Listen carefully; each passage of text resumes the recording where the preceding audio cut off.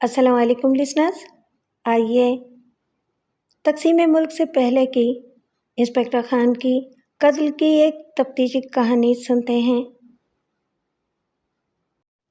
میں تو پولیس کے اعلیٰ افسران کے لیے نیم چڑھا کریلا تھا۔ مسلمان اور اکھڑ، دو جرم، وہ لوگ کیسے معاف کرتے؟ یہی وجہ تھی کہ میں ایک دسترخوان سے دوسرے اور تیسرے پر اچھالا جاتا رہا۔ جس کی پلیٹ میں ڈالا جاتا وہی اٹھا کر دوسری پلیٹ میں پھینک دیتا، حتیٰ کہ میری سروس بک میں تبادلے کی انٹری کی جگہ نہ رہی۔ پرموشن کا دروازہ میرے لیے ایسے ہی بند رکھنے کی کوشش کی جاتی تھی جیسے باولے کتے کے خوف سے لوگ دروازہ بند کر لیتے ہیں۔ جب کبھی قانون کا شانہ زور سے دروازہ کھول بھی دیتا تو تنزلی کے پتھر چاروں اطراف سے لڑکنے لگتے۔ تنزلی کے پتھروں سے اگر بچ جاتا تو تبادلہ کر دیا جاتا۔ جب کوئی انصاف پرور اعلیٰ افسر دونوں ٹھوکروں سے بچا لیتا تو پھر مشکل ترین کیس میرے حوالے کر دیا جاتا تھا۔ آج جو واقعہ میں آپ کو سنا رہا ہوں وہ بھی ایسا ہی تھا۔ ایک انگریز ایس پی جان بیکر کی پرزور سفارش پر مجھے ASI کا عہدہ دیا گیا تو میرے ہندو انسپکٹر شیام کے پیٹ میں مروڑ اٹھنے لگے تھے۔ یہ میری بدبختی اور شیام کی خوش نصیبی تھی کہ انہی دنوں علاقہ تھل کا بدنام اور خطرناک ڈاکو جامو مارو مار کرتا جالندھر کے ضلع میں داخل ہو گیا۔ پولیس کے پالتو چغل خوروں نے فوراً جامو کی خبر کمشنر بہادر کو لگائی اور پورے ضلع کی پولیس کو الرٹ کر دیا گیا۔ چونکہ جامو ابھی شہر سے بہت دور دیہات میں دھاڑتا پھر رہا تھا، اس لیے ہمارا تھانہ صرف الرٹ ہی تھا۔ میں کہہ نہیں سکتا تھانے داری کے پھول دکھانے کی کوئی خفیہ خواہش تھی یا واقعی مجھے گھر والوں سے ملنے کی ضرورت تھی۔ میں نے 15 یوم رخصت اتفاقیہ کی درخواست دے رکھی تھی جسے منظور بہرحال انسپکٹر شیام نے ہی کرنا تھا۔ اس شام میں اسے قائل کرنے کی ناکام کوشش کر کے عشاء کی نماز کے لیے مسجد میں چلا گیا۔ اس وقت کچھ لوگ معمول کی گشت پر تھے۔ ایک سپاہی عبداللہ خان حوالات کے سامنے ڈیوٹی دے رہا تھا۔ لائن میں چند سپاہی سوئے ہوئے تھے۔ کوتوالی سے نکلتے ہی انسپکٹر شیام اپنے آفس میں لالا شنکر داس سے باتوں میں مصروف ہو گیا۔ لالا جی پر 2 روز قبل چھاپا پڑا تھا۔ وہ بغیر لائسنس کے افیون کا دھندا پھیلانے کے جرم میں سرکاری مہمان تھے۔ شیام لالا جی کو رات اپنے کوارٹر میں لے جاتا تھا۔ میں نماز سے فارغ ہی ہوا تھا کہ کوتوالی کے صحن میں ایک زوردار دھماکہ ہوا۔ میں جب دوڑتا ہوا کوتوالی کے اندر پہنچا تو حملہ آور اسلحہ بارود لے کر فرار ہو چکے تھے۔ کسی کو کچھ معلوم نہ تھا، کچھ سجائی نہیں دے رہا تھا۔ آنن فانن اتنی بڑی اور سنگین واردات کیسے ہو گئی ہے؟ لطف کی بات یہ رہی تھی کہ کسی کی نکسیر بھی نہ پھوٹی تھی۔ دھماکہ شادی پر چھوڑے جانے والے گولے کا ہوا تھا۔ عبداللہ خان اپنی رائفل سمیت آڑ میں گر گیا تھا۔ لائن کے دروازے باہر سے بند کر دیے گئے تھے، اس لیے لٹیروں کو کسی مزاحمت کا سامنا نہ کرنا پڑا تھا۔ رات تو افراتفری اور افسران اعلیٰ کے معائنے اور مجلس مشاورت میں بیت گئی تھی۔ حادثہ ہی ایسا تھا۔ ضلع کے بڑے تھانے کو اسلحہ بارود سے محروم کر دیا گیا تھا۔ صبح کو تھانے کے اندر سے ایک پرچہ ملا۔ چند سطروں کا خط تھا اور وہ بھی انگریزی میں۔ مخاطب SP کو کیا گیا تھا۔ پیارے SP، میں ایک معزز اور قانون پسند شہری تھا۔ انڈین پولیس کے جبر و تشدد کے خلاف میں نے پہلے قانونی احتجاج کیا۔ کوئی سنوائی نہیں ہوئی تو جبر کا جواب جبر سے دیا۔ تب پولیس نے مجھے قاتل بنا دیا۔ میں یہاں تردید نہیں کروں گا، یہ میرا اور عدالت کا معاملہ ہوگا۔ میں صرف یہ کہنا چاہتا ہوں کہ میرے خلاف چلائی گئی مہم فی الفور بند کر دی جائے۔ بصورت دیگر کسی ظالم کا گریبان میرے ہاتھ سے دور نہ رہے گا۔ جامو۔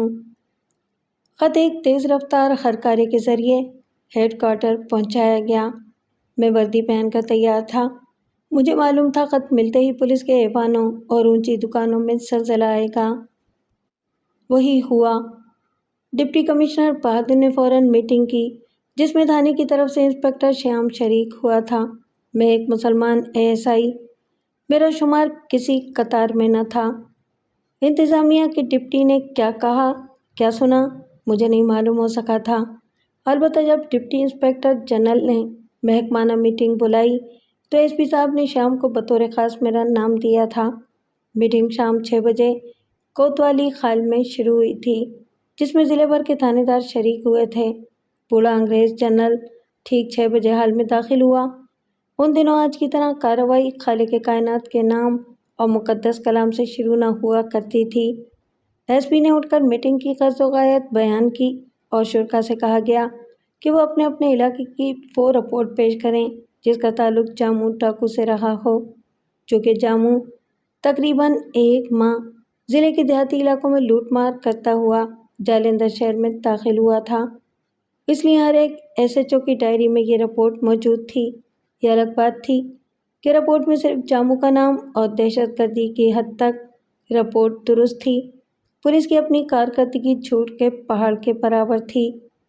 ایک سکھ تھانے دار نے اٹھ کر پنجابی اردو میں کہنا شروع کیا، جناب عالی، پولیس کے اپنے ذرائع نے جو ہی جاموں کی خبر دی، آپا نے گارڈ لے کر فوراً پہاڑی کی ناکہ بندی کر لی، 5 آدمیوں کو گرفتار کیا، مگر علاقے کے معززین نے بتایا کہ 5 مقامی چروائے ہیں۔ اناتی زبانی معلوم ہوا کہ جاموں ایک کڑی التے سندر جوان ہے۔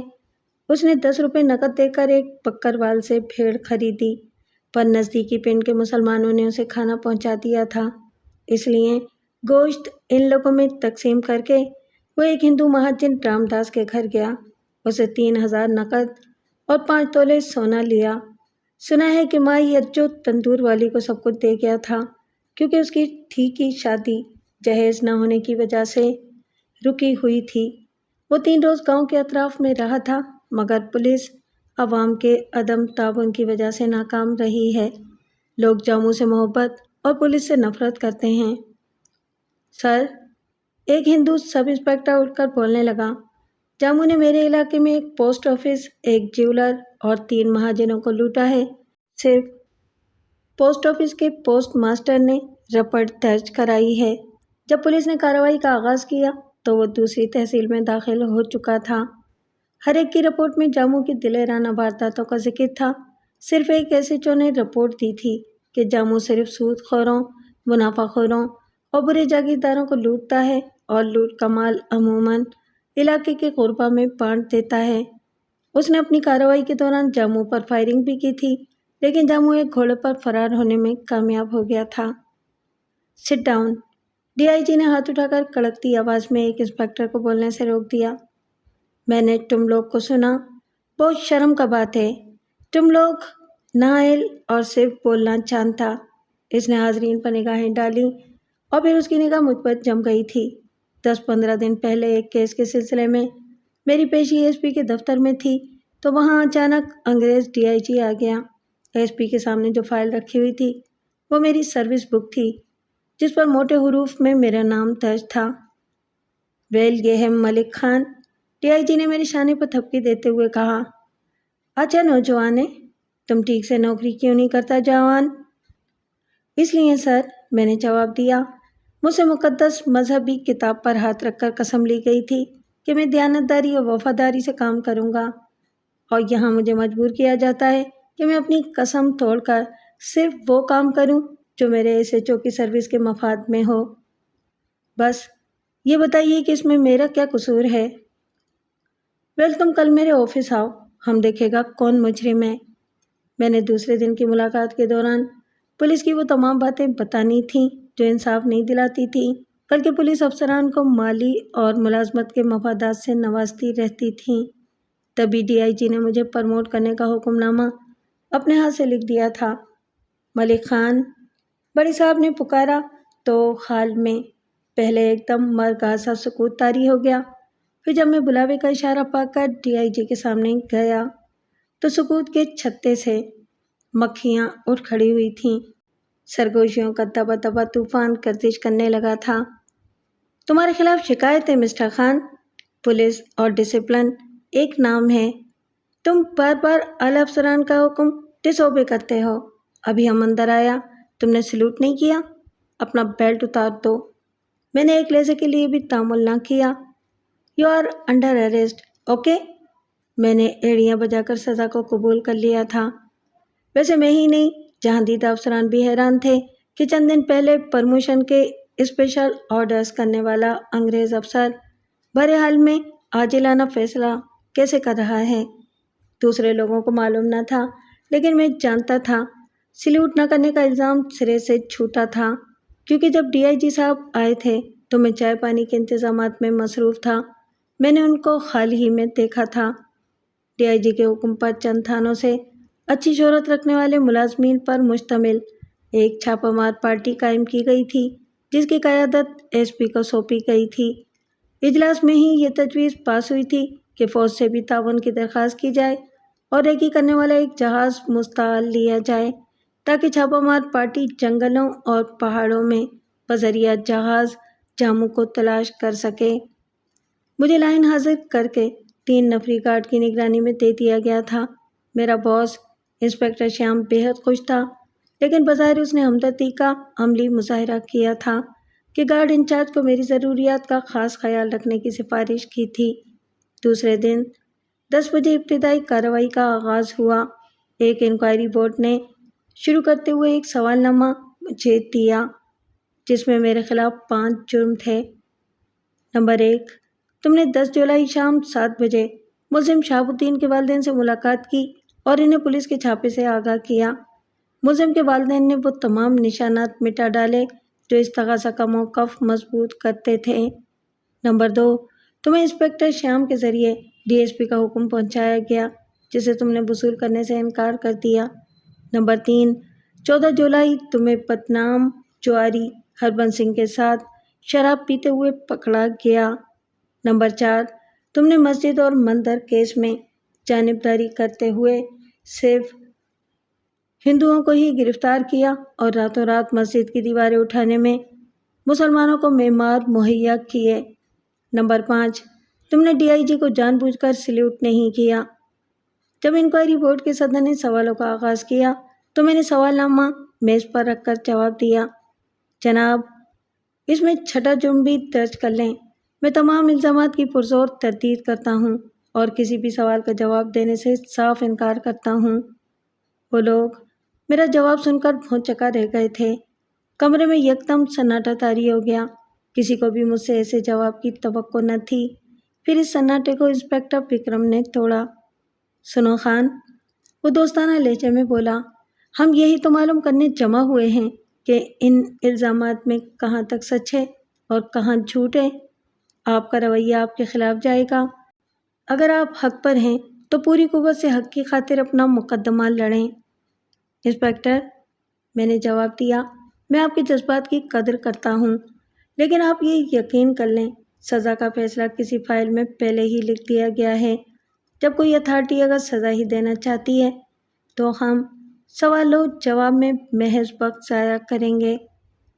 اگر آپ کی بات مان بھی لی جائے تو اس اتھارٹی کو سزا سنانے کی آسانی فراہم کیوں کرتے ہیں؟ میں اترائی کا پتھر نہیں ہوں انسپکٹر۔ میری آواز میں آگ دہک اٹھی تھی۔ پتھر بھی لڑکنے اور ٹھوکروں سے ٹوٹ جاتے ہیں۔ میں تو انسان ہوں، کبھی ٹھوکریں لگائی جاتی ہیں اور کبھی اترائی سے گہرائی میں لڑکا دیا جاتا ہے۔ اب میں چاہتا ہوں کہ فیصلہ ہو جانا چاہیے۔ رسک صرف پولیس کی زمین میں نہیں ہے، لیکن ہم آپ کو صفائی کا پورا موقع دینا چاہتے ہیں۔ شکریہ انسپکٹر، میں نے حتمی لہجے میں کہا، اور نفی میں گردن ہلاتے ہوئے میں نے کہا، مجھے ضرورت نہیں ہے صفائی کی۔ آج اگر صاف کر دیا گیا تو کل پھر کیچڑ اچھال کر گندا کر دیا جاؤں گا۔ آپ اپنے افسران بالا سے کہتے ہیں کہ ملک خان سزا سننے حاضر ہو جائے گا۔ انسپکٹر ہندو تھا، لیکن کسی اچھے تعلیم یافتہ خاندان سے تعلق رکھتا تھا۔ اس نے ہر طرح کے دلائل سے مجھے انکوائری ٹیم سے تعاون کرنے پر رضامند کرنے کی کوشش کی تھی، لیکن مجھے چونکہ یقین ہو چکا تھا کہ سازش جو میرے خلاف بنائی گئی ہے وہ کوئی جواز نہیں سنے گی۔ صرف دکھانے کے لیے تمام ضروری کارروائیاں ہوں گی اور جو کچھ سوچا گیا ہے اس پر فیصلہ سنا دیا جائے گا۔ شاید اسی لیے میں مقدمے کی کارروائی سے بائیکاٹ کر کے کم از کم ان لوگوں کو باور کرانا چاہتا تھا کہ اگر وہ رستم خان کو سروس سے نکالنا چاہتے ہیں تو ملک رستم بھی رحم کی بھیک نہیں مانگے گا۔ بائیکاٹ کے باوجود یک طرفہ کارروائی جاری رہی تھی۔ مجھے کارروائی سے آگاہ رکھا جا رہا تھا۔ میں چپ تھا۔ جس نے موت کا استقبال کرنے کا فیصلہ کر لیا ہو اسے کوئی خوف محسوس نہیں ہوتا۔ 5ویں دن مجھے تیار کیا گیا اور دن کے 11 بجے ایس پی آفس میں لے جایا گیا۔ میرے خلاف بائیکاٹ کا الزام بھی دیگر الزامات میں شامل کر دیا گیا تھا۔ میں نے تو وکیل کی خدمات حاصل نہ کی تھیں مگر محکمے نے از خود وکیل صفائی کا انتظام کیا تھا۔ سوری مسٹر خان، وکیل نے دکھ بھرے لہجے میں کہا اور پھر میرے شانے پر ہاتھ رکھ کر تھپکیاں دینے لگا۔ میں نے اگر آپ کی بات مان لی ہوتی تو آج احساس ندامت نہ ہوتا۔ واقعی فیصلہ پہلے کیا گیا اور مقدمہ بعد میں بنایا گیا ہے۔ میرے تمام دلائل نقش برآب ثابت ہوئے ہیں۔ کوئی بات نہیں جناب، میں نے مسکرا کر کہا، جو میں چاہتا تھا وہی ہو رہا ہے۔ میں آپ کا ممنون ہوں۔ آپ نے میرے لیے اپنا وقت اور انرجی ضائع کی ہے۔ چونکہ روایت کے مطابق کورٹ مارشل کا فیصلہ پولیس ملازمین کی موجودگی میں سنایا جاتا تھا تاکہ دوسروں کو عبرت حاصل ہو، اس لیے پارکنگ لاٹ میں پولیس لائن اور دیگر تھانے چوکیوں کی نفری کو فعال کیا گیا تھا۔ ڈی آئی جی کی نمائندگی ایس پی کر رہا تھا، وہ بھی انگریز تھا۔ فیصلہ غالباً انگریزی میں تھا جس کا ترجمہ ایس پی کے پی اے مدن لال نے کیا تھا۔ میرے دائیں بائیں مسلح گارڈز تھے۔ وہی الزامات دہرائے گئے تھے اور بائیکاٹ کا بھی ذکر تھا۔ میں سینہ تانے کھڑا تھا۔ بے شمار چہرے میرے سامنے تھے، حشاش بشاش چہرے، چپ چاپ چہرے، سوگوار اور غصے سے لال پیلے چہرے۔ وہاں دشمن بھی تھے، دوست بھی تھے اور وہ لوگ بھی جو صرف نام کے حوالے سے ملک خان سے ہمدردی رکھتے تھے۔ ایسا ہی ملک خان کے خلاف عائد کی تمام الزامات ڈاکومنٹری ثبوت اور گواہوں کی شہادتوں سے درست ثابت ہوئے ہیں، لہٰذا ملک خان کو رپورٹ کر کے کانسٹیبل بنایا جاتا ہے۔ ایک انسپکٹر نے مشینی انداز میں میرے کندھوں سے اسٹارز نوچ لیے۔ ملک خان کانسٹیبل کو 3 سال کی سزا محض دی جاتی ہے۔ ایک ہیڈ کانسٹیبل نے آگے بڑھ کر میرے ہاتھوں میں آہنی کڑیاں ڈال دیں۔ سزا سنا کر وہ لوگ مارچ کرتے ہوئے واپس چلے گئے تو ہمدردیاں جتانے اور افسوس ظاہر کرنے والوں کا جمع غفیر میرے گرد لگ گیا۔ ان میں میرا باس انسپکٹر شیام بھی شامل تھا اور وہ لوگ بھی تھے جن سے میرا کھڑکا چلتا رہتا تھا۔ میں نے سب کا شکریہ ادا کیا اور جیپ میں بیٹھ گیا جو سول جیل سے میرے لیے ہی منگوائی گئی تھی۔ اس دن مجھے احساس ہوا تھا ہتھکڑیاں مرد کا زیور نہیں بلکہ ذلت اور غلامی کی علامت ہیں۔ میرے ذہن میں وہ قاتل، ڈاکو اور مجرم محفوظ تھے جن کو جب میں ہتھکڑیاں لگایا کرتا تھا تو وہ فخریہ انداز میں اسے مرد کا زیور کہا کرتے تھے۔ میری شہرت مجھ سے پہلے جیل میں چلی گئی تھی۔ جب مجھے مین گیٹ سے اندر لے جایا گیا تو قیدیوں کی اچھی خاصی تعداد میرے استقبال کے لیے کھڑی تھی، جیسے کوئی مجرم نہیں بلکہ بڑا آدمی جیل کا معائنہ کرنے اندر داخل ہوا ہو۔ ان میں وہ لوگ بھی شامل تھے جنہیں میں نے گرفتار کیا تھا۔ میری وجہ سے وہ قیدی بنائے گئے تھے لیکن وہ پیش تھے۔ انہوں نے مجھے گلے لگایا تھا اور خدمات پیش کی تھیں۔ میں نے کتنے ہی آزاد انسانوں کو بندی خانے کے سپرد کیا تھا۔ میں قیدی کو گیٹ سے اندر چھوڑ کر پلٹ جایا کرتا تھا، اس لیے مجھے اندر کا حال معلوم نہ تھا۔ میں نہیں جانتا تھا کہ جب انسان مجرم اور مجرم قیدی بن جاتا ہے تو باہر کی آزاد دنیا سے ہی نہیں بلکہ انسانیت سے بھی اس کا ناطہ منقطع ہو جاتا ہے۔ قیدی کو ایک نمبر الاٹ کیا جاتا ہے، اس کا نام بھی باہر رہ جاتا ہے، وہ صرف قیدی ہوتا ہے اور اسے نمبر کے حوالے سے جانا پہچانا جاتا ہے۔ مجھے بھی جو لباس دیا گیا تھا اس کی پشت پر ایک نمبر پرنٹ تھا، لیکن جو لوگ مجھے جانتے تھے انہوں نے مجھ پر یہ احسان کیا تھا کہ مجھے اپنا نام یاد رہا تھا۔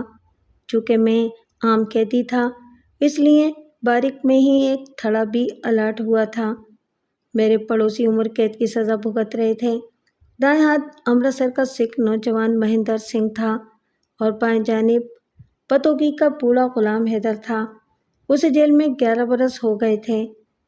مہندر سنگھ تو گرفتار شیر تھا جو ابھی कफ़स से मानूस ना हुआ था।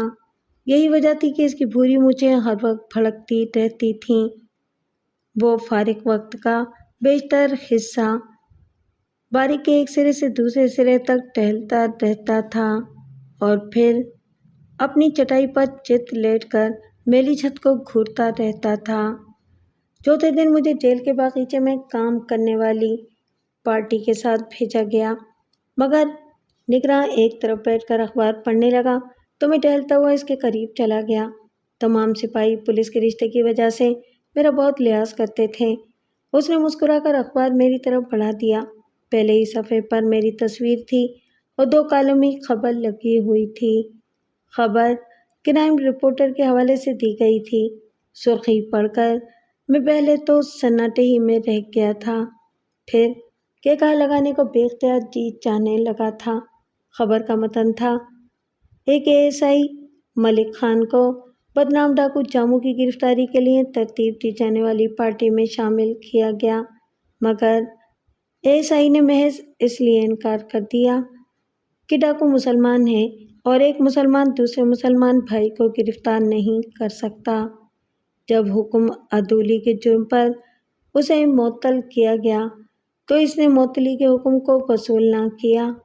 फिर तहकीक करने पर इसके खिलाफ बहुत से ऐसे इल्ज़ामात सामने आए जो वक्तन फ़वक्तन उस पर आयद किए जाते रहे, मगर मज़कूरा एएसआई अपने असर व रसूख से बचता रहा है। मलिक खान को 3 साल की सज़ा सुनाई गई है। मैं हैरान था, ये नया इल्ज़ाम क्यों लगाया गया है? अगर लगाना ही था तो पहले क्यों नहीं लगाया गया? कुछ समझ में नहीं आ रहा था कि मेरी किरदार कुशी कौन कर रहा है और क्यों कर रहा है। सज़ा की खबर मैंने छुपा ली थी। मेरा इरादा था कि घर खत लिखूंगा कि मैं कुछ खतरनाक मुजरिमों को साथ लेकर काले पानी जा रहा हूँ। 3 बरस वहाँ ड्यूटी रहेगी, मगर अखबार ने मुझे घर, गांव और बिरादरी में भी उरियां कर दिया था। तमाम कैदी खाना लेने गए हुए थे। बारिक में चंद कैदियों के साथ में भी था। मेरा खाना गुलाम हैदर ले आया था। एक खूबरू नौजवान बारिक में दाखिल हुआ। वो सिविल लिबास में था। उसने दाएं बाएं देखा और फिर मुस्कुराता हुआ मेरी तरफ बढ़ने लगा। अस्सलाम वालेकुम। उसने हाथ बढ़ाया। मैंने उसका हाथ थाम लिया। मैं यकीनन मलिक खान से मुखातिब हूँ? जी हाँ, तशरीफ़ रखिए। मैं आज ही अंदर आया हूँ, उसने थड़े पर बैठते हुए बताया। फिर इधर उधर देखकर मध्यम आवाज़ में बोला, मैं आपके नाम जामू का सलाम और पैगाम लाया हूँ। हमने अखबार में आपके बारे में खबर पढ़ी है और मुझे आप तक आने के लिए एक शरीफ शख्स का बाजू तोड़ना पड़ा है। जामू आपके जज्बे से बेहद मुतासिर हुआ है। उसने पहले शुक्रिया अदा करने को कहा है और फिर अपनी खिदमत पेश की हैं। मैं 2-1 रोज़ से ज़्यादा यहाँ नहीं रहूँगा क्योंकि मजरूब से राज़ीनामा हो गया है। आपसे दिन और वक्त मुकर्रर करना है। हम आपको जेल से निकाल ले जाएंगे। अचानक ही मेरे अंदर चकाचौंध रोशनी हो गई और जहन के सातों दरवाजे खुल गए, ऐसे ही जैसे किसी पर आसमान से विलायत की रोशनी उतरी हो। रोशनी हाल से माजी और माजी से मुस्तकबिल की धुन चीरती हुई आगे चली गई थी। वापस जाकर मेरा सलाम और पैगाम जामू को दे देना दोस्त। मैंने सिर्फ एक इंसान और मुसलमान का फ़र्ज़ अदा किया है। मैं पुलिस का मुजरिम हूँ, मुझे यहाँ तक आना ही था। मैंने ममनूनियत से जवाब दिया। ग़ालिबन आप जामू के पैगाम की रूह समझ नहीं सके हैं मलिक साहब। वो एक एक लफ्ज़ पर जोर देकर बोला। जामू अपने दोस्तों और मोहसिनों के लिए जान की बाजी लगाने वाला जवान है। वो पुलिस से इंतकाम लेना चाहता है क्योंकि वो भी पुलिस का डसा हुआ है। इंतकाम तो मैं भी लूँगा। मेरी आवाज़ में भेड़िए की गुर्राहट रच गई थी, लेकिन अपने बाजुओं से। मैं यहाँ भी नहीं रहूँगा, मगर मैं अपनी मदद आप करूँगा। अच्छी बात है, वो बोला, लेकिन दोस्त की मदद कोई एहसान नहीं। हम वक्त के पेश नज़र जल्दी में हैं। सुना है कि दूसरे ज़िला की पुलिस भी जालंधर पहुँच रही है।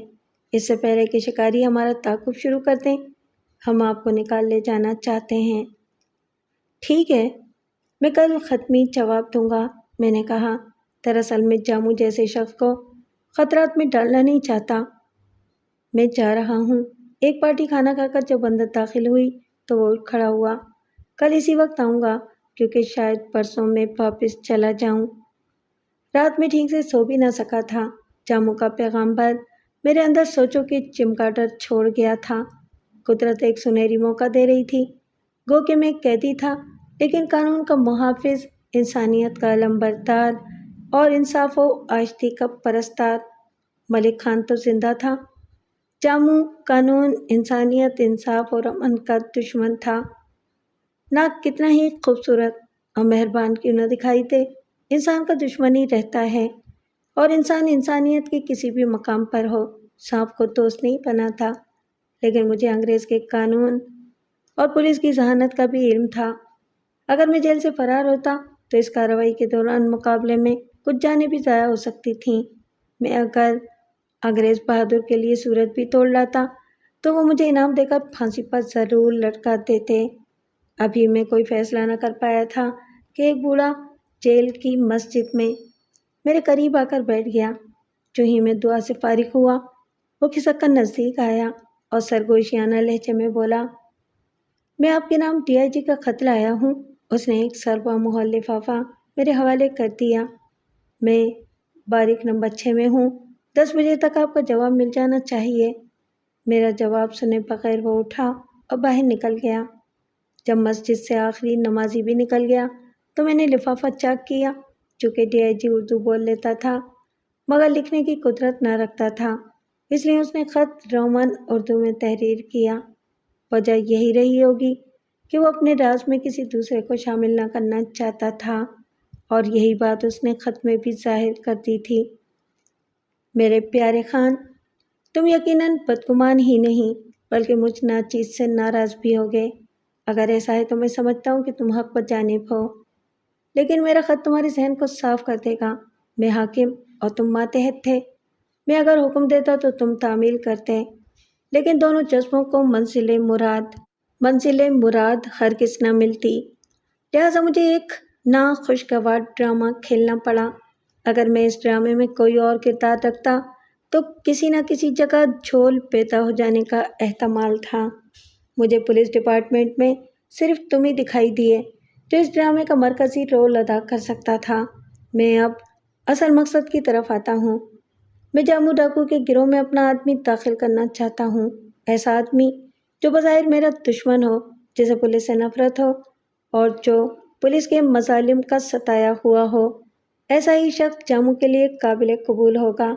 جانی نقصان سے بچنے کی خاطر مجبوراً جیل کے بااختیار آفیسر کو شامل کیا جا رہا ہے جو تمہیں فرار کی سہولت فراہم کرے گا۔ تمہارے فرار کو پریس خوب اچھالے گا اور اس کارروائی کو بھی جاموں کے کھاتے میں ڈالا جائے گا۔ وہاں جا کر تمہیں کیا کرنا ہے یہ تو بتانے کی ضرورت نہیں۔ میری دعائیں، کان اور آنکھیں دل خوش کن خبر کے لیے منتظر رہیں گے۔ انعام اور پروموشن کے وعدے کے ساتھ، خدا حافظ۔ اخبار اور جاموں کے پیغام نے جو بات مجھے سجائی تھی، جس نے رات بھر مجھے بے قلب کر رکھا تھا، خط نے ساری کوفت دور کر کے احساس فخر دے دیا تھا۔ ایک اعلیٰ آفیسر نے مجھے اتنی اہمیت دی تھی، یہ میرے لیے بہت بڑا اعزاز تھا۔ ہزاروں کی نفری میں مجھے فوقیت دی گئی تھی۔ ان دنوں صبح ناشتے میں ایک مٹھی بھر بھنے ہوئے چنے اور ایک مگ چائے دی جاتی تھی۔ ناشتے سے فارغ ہو کر گنتی کے لیے جب باہر لایا گیا تو ایک سپاہی نے اندر آ کر میرا نام پکارا۔ میں قطار سے نکل کر اس کے قریب چلا گیا۔ تمہیں جیلر نے اپنے دفتر میں بلایا ہے، سیاہ روح مرہٹے نے بتایا۔ جب میں آفس میں داخل ہوا تو انگریز جیلر نے اٹھ کر ہی نہیں بلکہ چند قدم آگے بڑھ کر مصافحہ کیا تھا۔ وہ بڑی شستہ اردو میں بول رہا تھا اور لہجہ اتنا نرم اور مہربان تھا جیسے کوئی باپ بیٹے باتیں کر رہے ہوں۔ بیٹھ جاؤ ملک خان، جنرل نک نے تمہاری اتنی تعریفیں کی ہیں کہ میں وقت سے بہت پہلے آفس آنے پر مجبور ہو گیا۔ وہ گھوم کر اپنی کرسی پر جا بیٹھا۔ اب ہم ایک خفیہ منصوبہ بنائیں گے۔ میں ایک نگراں کو منصوبے میں شامل کر رہا ہوں، لیکن اسے فوراً گرفتار کر کے قید تنہائی میں ڈال دیا جائے گا تاکہ وہ کسی سے ذکر نہ کر سکے۔ تمہیں آج ورکنگ پارٹی کے ساتھ میرے بنگلے پر بھیجا جائے گا۔ تم وہاں سے نگراں کی رائفل چھین کر فرار ہو جاؤ گے۔ اس نے دراز سے ایک لفافہ نکال کر میرے سامنے رکھ دیا۔ اس میں اخراجات کے لیے کچھ رقم ہے۔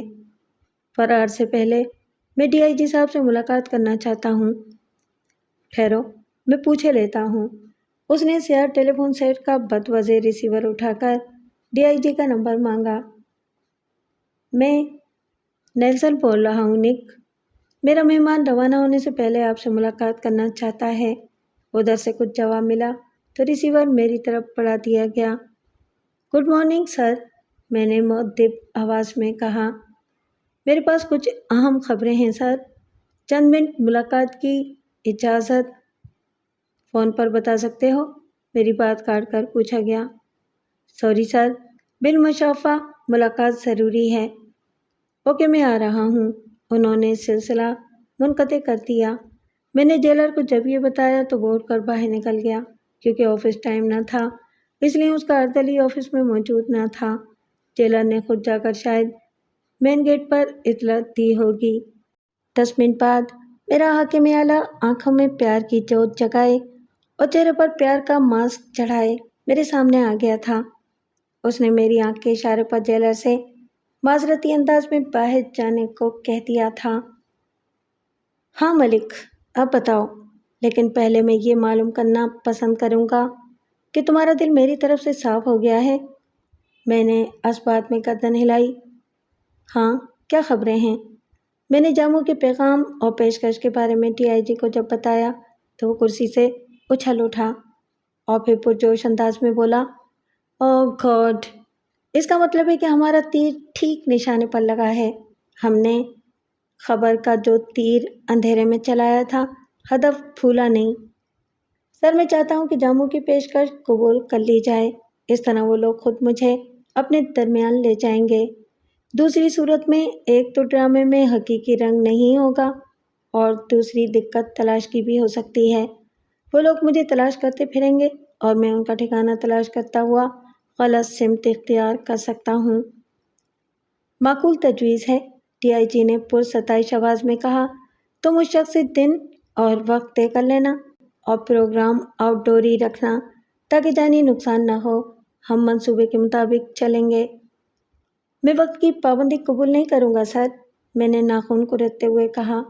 اگر حد مقرر کر دی گئی تو اجلت میں مجھ سے کوئی غلطی ہو سکتی ہے، کیونکہ وہاں کے حالات سے صرف میں واقف ہوں گا۔ مجھے پلاننگ حالات کے تحت کرنا ہوگی۔ پہلے میں اس کا اعتماد حاصل کروں گا۔ صرف مجھے اپنا آپ منوانے کے لیے وہی بھیس بدلنا پڑے گا۔ میں ڈاکے میں بھی اس کا معاون بنوں گا۔ تم وقت اور جواب دہی سے بالاتر ہوگے خان، بوڑھے جنرل نے ٹھوس لہجے میں کہا۔ تمہارے ہاں جس طرح عبادت کا معاملہ بندے اور خدا کے درمیان ہوتا ہے، بالکل اسی طرح یہ معاملہ میرے اور تمہارے درمیان رہے گا۔ لائن آف ایکشن تم دو گے اور عمل میں کروں گا۔ شکریہ سر، میں نے ممنون انداز میں شکریہ ادا کیا۔ اس نے دستی اطلاعی گھنٹی پر ہتھیلی ماری تو جیلر مسکراتا ہوا اندر آ گیا۔ پھر دونوں کے درمیان انگریزی میں گفتگو ہونے لگی۔ شام 7 بجے کوئی نوجوان وعدے کے مطابق آیا تو میں نے آگے بڑھ کر اس کا استقبال کیا تھا۔ چند منٹ ادھر ادھر کی باتیں ہوتی رہی تھیں کیونکہ مہندر سنگھ اپنی چٹائی پر لیٹا چھت کو گھور رہا تھا۔ سردار جی، جاؤ کھانا لے آؤ۔ میں نے جھک کر اس کے شانے پر دستک دی تو اس نے خشمگی نگاہوں سے دیکھا، پھر انگڑائی لے کر بولا، رب دی سوں جے کوئی ہور سانوں دس دیتا تے میں اودی گچی کھٹ دیندا۔ رات بڑی لمبی ہوتی ہے دوست، اسے پھر بلا لینا، میں نے ہنس کر کہا اور وہ بھی مسکرا پڑا۔ وہ کسی لڑکی کے لیے 3 قتل کر کے آیا تھا۔ وہی لڑکی شاید اس کے خیالوں کے سین میں آئی بیٹھی تھی۔ مہندر سنگھ کے باہر جاتے ہی اس نے میری آنکھوں میں جھانک کر کل شام کا سوال اور جواب طلب کیا اور میں سوال و جواب سے قطع نظر اس خوشرو شیر جیسے نوجوان کے بارے میں سوچ رہا تھا جو دانشگاہ کا کوئی دانشور استاد، شفا خانے کا ڈاکٹر تو دکھائی دے رہا تھا، لیکن دل کی آنکھیں اسے ڈاکو ماننے پر راضی نہ تھیں۔ میں نے سوچا، جس ڈاکو کے ساتھی اتنے جاذب نظر ہیں وہ خود کیسا ہوگا اور اس کی شخصیت میں کتنا سحر ہوگا جس نے شیر جیسے گبرو اپنے گرد جمع کر لیے ہیں۔ خان صاحب، وہ مجھے خاموش دیکھ کر بولا، میں کل واپس جا رہا ہوں، میرا باس مجھ سے ملنے آیا ہے۔ اوہ، کیا جاموں؟ جی ہاں، وہ مسکرانے لگا۔ وہ سفید برقعے میں میری والدہ کا روپ دھار کر آیا تھا۔ اس نے آپ کے بارے میں پوچھا تھا۔ وہ آج ہی رات کارروائی کرنا چاہتا تھا۔ آپ نے نام نہیں بتایا؟ میرا نام سعادت بیگ ہے۔ سنیے سعادت بیگ، میں نے پیار بھرے لہجے میں کہا، میں نہیں جانتا جاموں حق پر ہے یا ظالم ہے، لیکن میں نے مذہب کے رشتے کو مقدم رکھا تھا۔ اب وہ جیسا بھی ہے میرا نجات دہندہ اور مستقبل کا سہارا ہے، اس لیے میں نہیں چاہتا کہ کارروائی میں اسے یا اس کے کسی ساتھی کو گزند پہنچے۔ میں نے ایک منصوبہ بنایا ہے، بالکل سادہ اور بے خطر۔ آپ گاڑی لے کر پرسوں 11 بجے دن جیلر صاحب کے بنگلے کے عقبی گیٹ پر نگاہ رکھیے گا۔ کیا آپ سنجیدہ ہیں؟ ہاں برادر، میں نے اثبات میں گردن ہلائی۔ میں نے پولیس میں دشمنی نہیں، وفادار دوست بھی بنائے ہیں، وہی دوست میری مدد کریں گے۔ انہوں نے کچھ لوگوں کو خرید لیا ہے۔ منصوبے کے مطابق مجھے ورکنگ پارٹی کے ساتھ باہر بھیجا جائے گا اور صرف ایک نگراں کے پاس رائفل ہوگی۔ ایک شخص سے کسی بہانے رائفل حاصل کرنا کچھ مشکل نہ ہوگا۔ مجھے فرار کا موقع دینے کے لیے میرے دوست ہوائی فائرنگ کرتے ہوئے دوسری سمت نکل جائیں گے۔ سوچ لیں، دن کی روشنی میں ایسا ممکن ہو سکتا ہے؟ اگر ناممکن ہوا تو آپ لوگ آرام سے واپس چلے جائیں گے اور پھر اسی رات اپنے پروگرام کے لیے آپ میری طرف سے آزاد ہوں گے۔ بہتر ہے، وہ اٹھ کھڑا ہوا، میں جیپ لے کر آؤں گا۔ دوسرے دن ٹھیک 10 بجے ایک نمبردار نے مجھے بڑے ہی مؤدب اور معذرتی انداز میں کام پر جانے کا حکم سنایا۔ ورکنگ پارٹی میں مجھ سمیت کل 7 قیدی تھے۔ 3 کے پاؤں میں ڈنڈا بیڑیاں تھیں، 2 نگراں تھے، ایک کے پاس بانس کی لاٹھی تھی اور دوسرے نے کندھے سے رائفل لٹکا رکھی تھی۔ مجھے یہ نہیں بتایا گیا تھا کہ ڈرامے میں نگرانوں کو شامل کیا گیا ہے یا مجھے اپنی آزادی کے لیے خود ہی کچھ ڈرامہ کرنا ہوگا۔ کچھ قیدی کیاریوں کی گوڈی کرنے پر لگائے گئے۔ بیڑیوں کی وجہ سے جو قیدی بیٹھ نہ سکتے تھے ان کو میرے ساتھ باغیچے سے خشک پتے اٹھانے پر لگا دیا گیا تھا۔ میں 11 بجے تک جھولی میں پتے جمع کرتا رہا تھا اور لاٹھی بردار نگراں گوڈی کرنے والوں سے گپیں لڑا رہا تھا۔ مسلح نگراں نل کے تھڑے پر آلتی پالتی مارے بیٹھا بیڑی کے کش لگا رہا تھا۔ میں پتے چنتا ہوا جب اس کے قریب گیا تو اس نے بڑے دوستانہ لہجے میں مجھے بیڑی پینے کی دعوت دی۔ شکریہ دوست، میں نے جواب دیا، لیکن یہاں نہیں۔ مجھے تمہاری عزت اور ذمہ داری کا احساس ہے۔ چند دن پہلے میں بھی ایک ذمہ دار پولیس آفیسر تھا۔ مجھے معلوم ہے۔ وہ میرے قریب چلا آیا۔ بیڑی ماچس لیجیے اور ادھر جا کر سلگا لیں۔ تم ادھر جا کر میرے لیے بیڑی سلگاؤ، میں پتے پھینکنے آؤں گا تو لے لوں گا۔ وہ چند قدم چل کر سنتھے کی قد آدم پاڑ کے پیچھے چلا گیا۔ تب میں نے محتاط نگاہوں سے ادھر ادھر دیکھا، کوئی بھی ہماری طرف متوجہ نہ تھا۔ میں جھک جھک کر پتے چنتا ہوا باڑ عبور کر گیا۔ نگراں ہوا کی مخالف سمت جھکا میرے لیے بیڑی سلگا رہا تھا۔ میں نے عقب میں جا کر گرد و پیش کا جائزہ لیا اور پھر ایک بھرپور ہاتھ اس کی سوکھی ہوئی گردن پر لگا دیا۔ وہ بے آواز گھٹنے موڑتا ڈھیر ہوتا چلا گیا تھا۔ میں نے رائفل اٹھائی اور ہوائی فائرنگ کرتا ہوا کمپاؤنڈ وال پھلانگ گیا۔ اگر میں ہوائی فائر نہ کرتا تو شاید کسی کو کانوں کان خبر نہ ہوتی اور میں ٹہلتا ہوا دور نکل جاتا، لیکن ایسی آسانی اور خاموشی میرے مفاد میں نہ جاتی تھی۔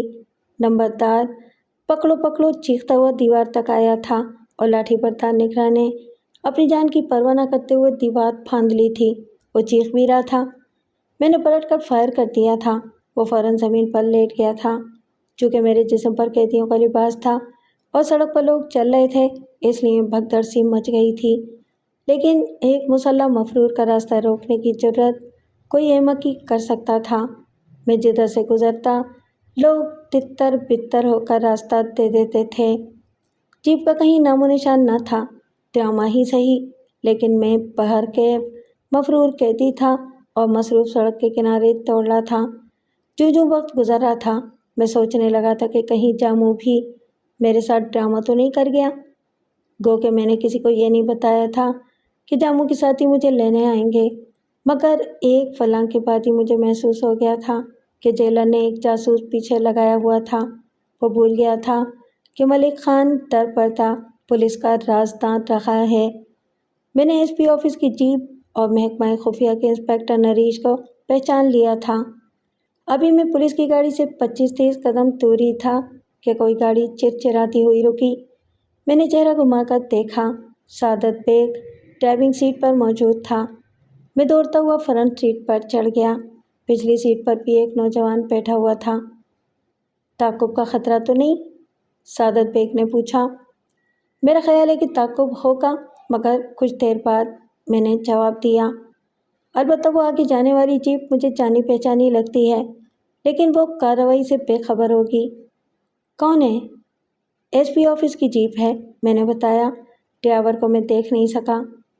نور خان؟ سعادت بیگ نے پاؤں سے اسٹیئرنگ گن مجھے دی۔ پوائنٹ نمبر 2 سے آگے اگر جیپ تعقب میں آئے تو اسے معذور کرنا تمہارا کام ہوگا۔ میں دل ہی دل میں بوڑھے پولیس آفیسر کی عقل کو رو رہا تھا جس نے کیے کرائے پر پانی پھیر دیا تھا۔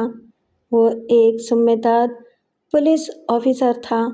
سیاست اور ظاہری مروت بھی اسے قومی ورثے میں ملی تھی۔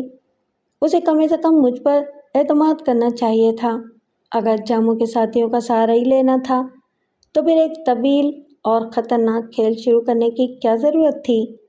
سعادت بیگ سامنے آ چکا تھا۔ جب وہ جیل کے باہر جاتا تو سول لباس والے اس کا تعقب کر سکتے تھے۔ سعادت بیگ نے جس پوائنٹ کو خط مقرر کیا تھا مجھے معلوم نہیں تھا۔ ادھر تعقب کرنے والوں نے میرے لیے خطرات پیدا کر دیے تھے۔ سعادت بیگ کا پہلا شک میری ذات پر ہی ہوتا، کیونکہ صرف میں ہی اس منصوبے کا خالق تھا اور میں ہی جانتا تھا کہ جاموں کے ساتھ ہی آئیں گے۔ جیپ شہری حدود سے نکل کر جب مضافاتی علاقے میں داخل ہوئی تو وہ جیپ ٹریفک یارڈ سے نکل کر صاف سامنے آ گئی تھی، کیونکہ سڑک پر صرف 2 ہی جیپیں آگے پیچھے دوڑ رہی تھیں۔ سعادت بیگ عقب نما آئینے میں مسلسل پیچھے آنے والی جیپ کو دیکھ رہا تھا جو سیدھی سڑک پر کوئی 2 فلانگ دور تھی۔ مان اس نے جیپ کی رفتار کم کر دی اور پھر کچے میں اتار لے گیا۔ خان صاحب، آپ پہچان کر بتائیں، پھر ہم کوئی فیصلہ کریں گے۔ وہ جیپ روک کر بولا۔ میں نہیں چاہتا کہ محض شک کی بنا پر کوئی بے گناہ مارا جائے۔ میں صرف جیپ کے بارے میں بتا سکوں گا برادر، میں نے جواب دیا، کیونکہ پولیس کی خفیہ گیم سے ناواقف ہوں۔ اگر یہ واقعی ہمارا تعقب کر رہے ہیں تو عام پولیس والے تو نہ ہوں گے؟ ہو سکتا ہے یہ اپنے کسی کام سے جا رہے ہوں۔ اگر ایسا ہوا تو وہ آگے نکل جائیں گے، میں نے رائے دی۔ اگر وہ نکل جاتے ہیں تو ہم ان سے کوئی باس پوس نہ کریں گے، لیکن ہم انہیں آگے جانے کی اجازت بھی نہیں دے سکتے، سعادت بیگ نے بتایا۔ ابھی آدھا دن باقی ہے اور ہمیں مین روڈ پر ہی سفر کرنا ہوگا۔ اگر یہ لوگ آگے جا کر ہمارا راستہ روک لیں اور پیچھے بھی کوئی اور پارٹی آ رہی ہو تو ہم گھیر لیے جائیں گے۔ اس نے اسٹین گن لے کر چیک کی اور پھر جیپ آگے بڑھا دی۔ پولیس کی جیپ نزدیک آ رہی تھی۔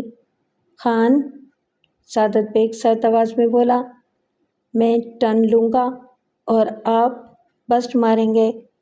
اس نے پولیس کا جوتا ہی پولیس کے سر پر مارنے کا فیصلہ کرتے ہوئے اسٹین گن میرے حوالے کر دی۔ میں پہلے ہی پولیس کی حماقت پر بھرا بیٹھا تھا۔ ڈی آئی جی نے مجھے کراس کر کے، ڈبل کراس کر کے، میرے اعتماد کو ہی نہیں میرے وجود کو بھی خطرے میں جھونک دیا تھا۔ ریڈی؟ سعادت بیگ کے حلق سے قراہٹ ابھری اور کھلی سڑک پر جیپ نے ٹرن لیا۔ آف ٹرن ہی تھا، اتنا اچھا کہ ہدف بالکل سامنے آ گیا تھا۔ میں نے پولیس جیپ کے پہیوں کا نشانہ لے کر ٹرائگر دبا دیا۔ اسٹین گن نے بھرپور کہا لگایا۔ پولیس کی جیپ لڑکھڑاتی ہوئی کچے میں اتری اور پھر اترائی میں کلا بازیاں کھاتی برساتی نالے میں چلی گئی تھی۔ شاندار، سعادت بیگ نے نعرہ لگایا۔ اب ہم محفوظ ہو گئے ہیں۔ ایک بات یاد رکھنا دوست، میں نے اسٹین گن پیچھے بیٹھے شخص کو دیتے ہوئے کہا، کسی بھی اجنبی، بالخصوص پولیس والے پر اتنا خطرناک بھروسہ آئندہ نہ کرنا۔ یہ بسٹ تمہارے اعتماد کا حلق بھی پھاڑ سکتا تھا۔ ہاں، وہ مسکرانے لگا، لیکن مجھے یقین تھا کہ آپ ایسا نہیں کریں گے۔ ہر فیصلے کا اپنا وقت ہوتا ہے۔ شام کے سائے جب گہرے ہونے لگے تو سعادت بیگ نے جیپ سڑک کے کنارے چھوڑ دی اور سڑک چھوڑ کر جدھر سے آیا تھا واپس اسی سمت چلنا شروع کر دیا۔ مقصد یہی رہا ہوگا کہ وہ جیپ کے حوالے سے تلاش کرنے والوں کو ڈانٹ دینا چاہتا ہوگا۔ وہ جیپ کی سیٹ میں ہی ادھر ادھر اندازوں کے گھوڑے توڑا سکتے تھے۔ 3-4 میل چلنے کے بعد اس کا رخ پہاڑیوں کی جانب ہو گیا تھا۔ مزید 10 میل کے دشوار گزار سفر کو طے کر کے ہم رات 10 بجے دلدلی علاقے سے گزرتے پہاڑی کے دامن میں داخل ہوئے۔ بانسوں کے جنگل میں شاید کوئی چھوٹا سا گاؤں تھا۔ اندھیرے کی وجہ سے میں آبادی کا اندازہ لگانے سے قاصر رہا تھا۔ اسی گاؤں کے ایک مکان میں وہ داخل ہوا تھا۔ مکان کی دیواریں بانس کی مضبوط کھپچیوں کی تھیں، چھت بھی بانس کی ہی تھی۔ سعادت بیگ نے ہریکین لیمپ روشن کیا۔ کچے فرش پر 3 گھاس اور بانس کے پتوں کے بستر تھے۔ نور خان گاؤں میں داخل ہوتے ہی سرگوشی میں چند باتیں کر کے الگ ہو گیا تھا۔ مجھے سرگوشیوں کی پرواہ نہ تھی۔ شیر کی تلاش میں نکلنے والا شکاری بھیڑیوں کی قراہٹوں اور آہٹوں کو خاطر میں نہیں لایا کرتا۔ میں تو شیر کی کچھار میں داخل ہو چکا تھا۔ ابھی ہم جوتے اتار کر بستروں پر ٹھیک سے بیٹھے بھی نہ تھے کہ نور خان تھال میں کھانا لیے داخل ہوا۔ مکئی کی 3 روٹیاں، ابلا ہوا ساگ اور ایک پیالے میں مکھن تھا۔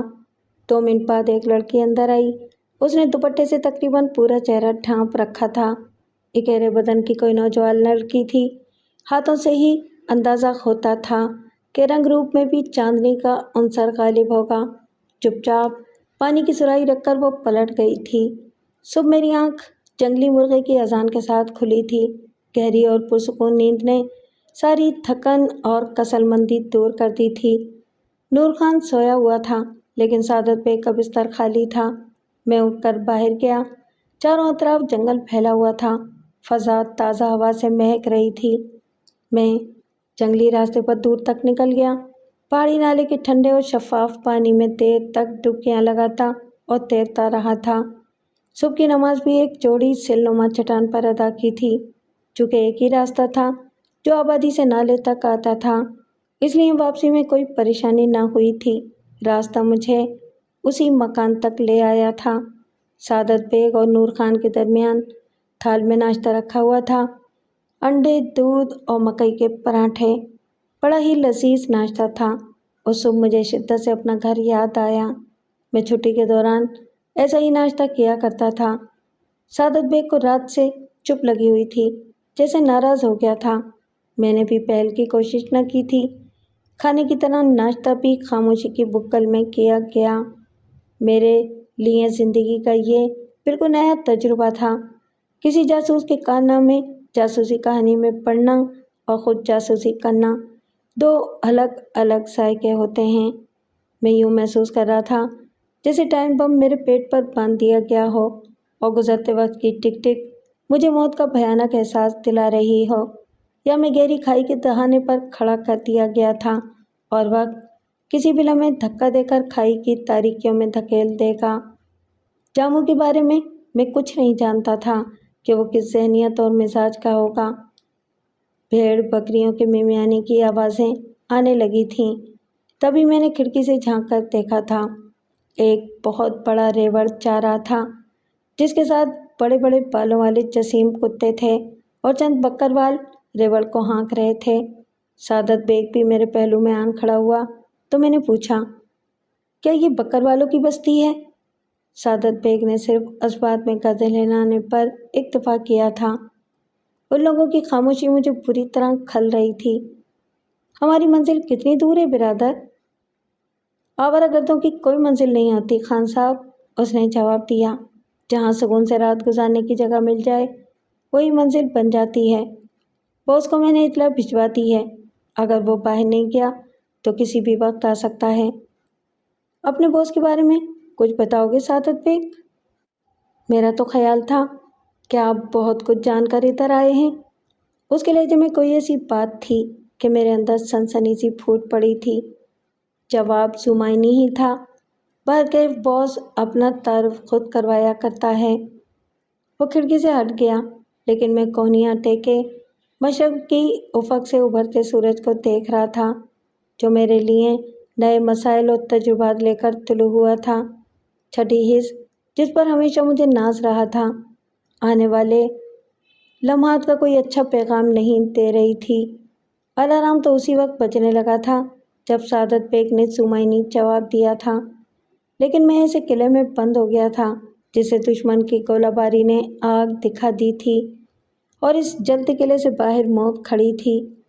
میں نے خود کو میاں محمد صاحب کی گگی کی طرح محسوس کرنا شروع کر دیا تھا، جو باز اور شکاری کے درمیان بیٹھی پر اور قوت پرواز رکھنے کے باوجود اڑنے سے مجبور تھی۔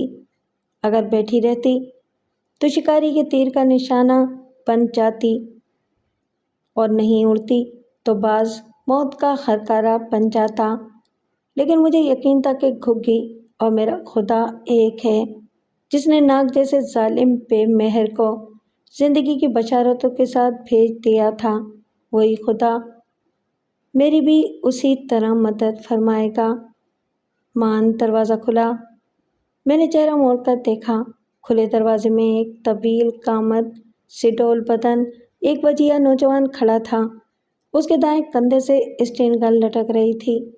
میں نے اسے پہچان لیا تھا، وہ جاموں ڈاکو تھا۔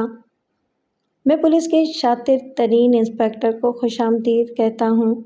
وہ جب بولا تو اس کی آواز کی دھمک سے میں ہی نہیں، دیواروں میں بھی تھر تھراہٹ پیدا ہوئی تھی۔ وہ متوازن قدم بڑھاتا ہوا آگے بڑھا۔ میں دیوار سے پشت لگائے، سینے پر ہاتھ باندھے، اس کی روشن اور خوبصورت آنکھوں میں آنکھیں ڈالے کھڑا رہا تھا۔ وہ 2 قدم دور رک گیا، پھر اس کی ناک سے پھنکار ابھری۔ ہاتھ اور قدم ایک ساتھ اٹھا کر وہ 1 قدم آگے آیا اور میری چھاتی پر بڑی ہلکی سی ہک مار کر بولا، خان، تم جتنے منہ زور اور سخت انسپکٹر ہو، اتنے ہی اچھے اداکار بھی ہو، لیکن تمہارے بڑے احمقوں کی جنت میں رہنے والے شیطان ہیں۔ انہوں نے جمال خان کو سمجھنے اور تولنے میں جو پیمانے استعمال کیے ہیں، وہی ان کو دھوکہ دے گئے ہیں۔ بولتے بولتے وہ چونک کر ایک دم 2-3 قدم پیچھے ہٹ گیا، اور جس پھرتی سے اس نے اسٹین گن تان لی تھی، اتنی پھرتی کوئی اعلیٰ تربیت یافتہ گوریلا ہی دکھا سکتا تھا۔ سعادت، کیا تم نے خان کی تلاشی لے لی ہے؟ سوری باس، سعادت بیگ معذرت خانہ انداز میں بولا، صرف رائفل دور کر دی تھی۔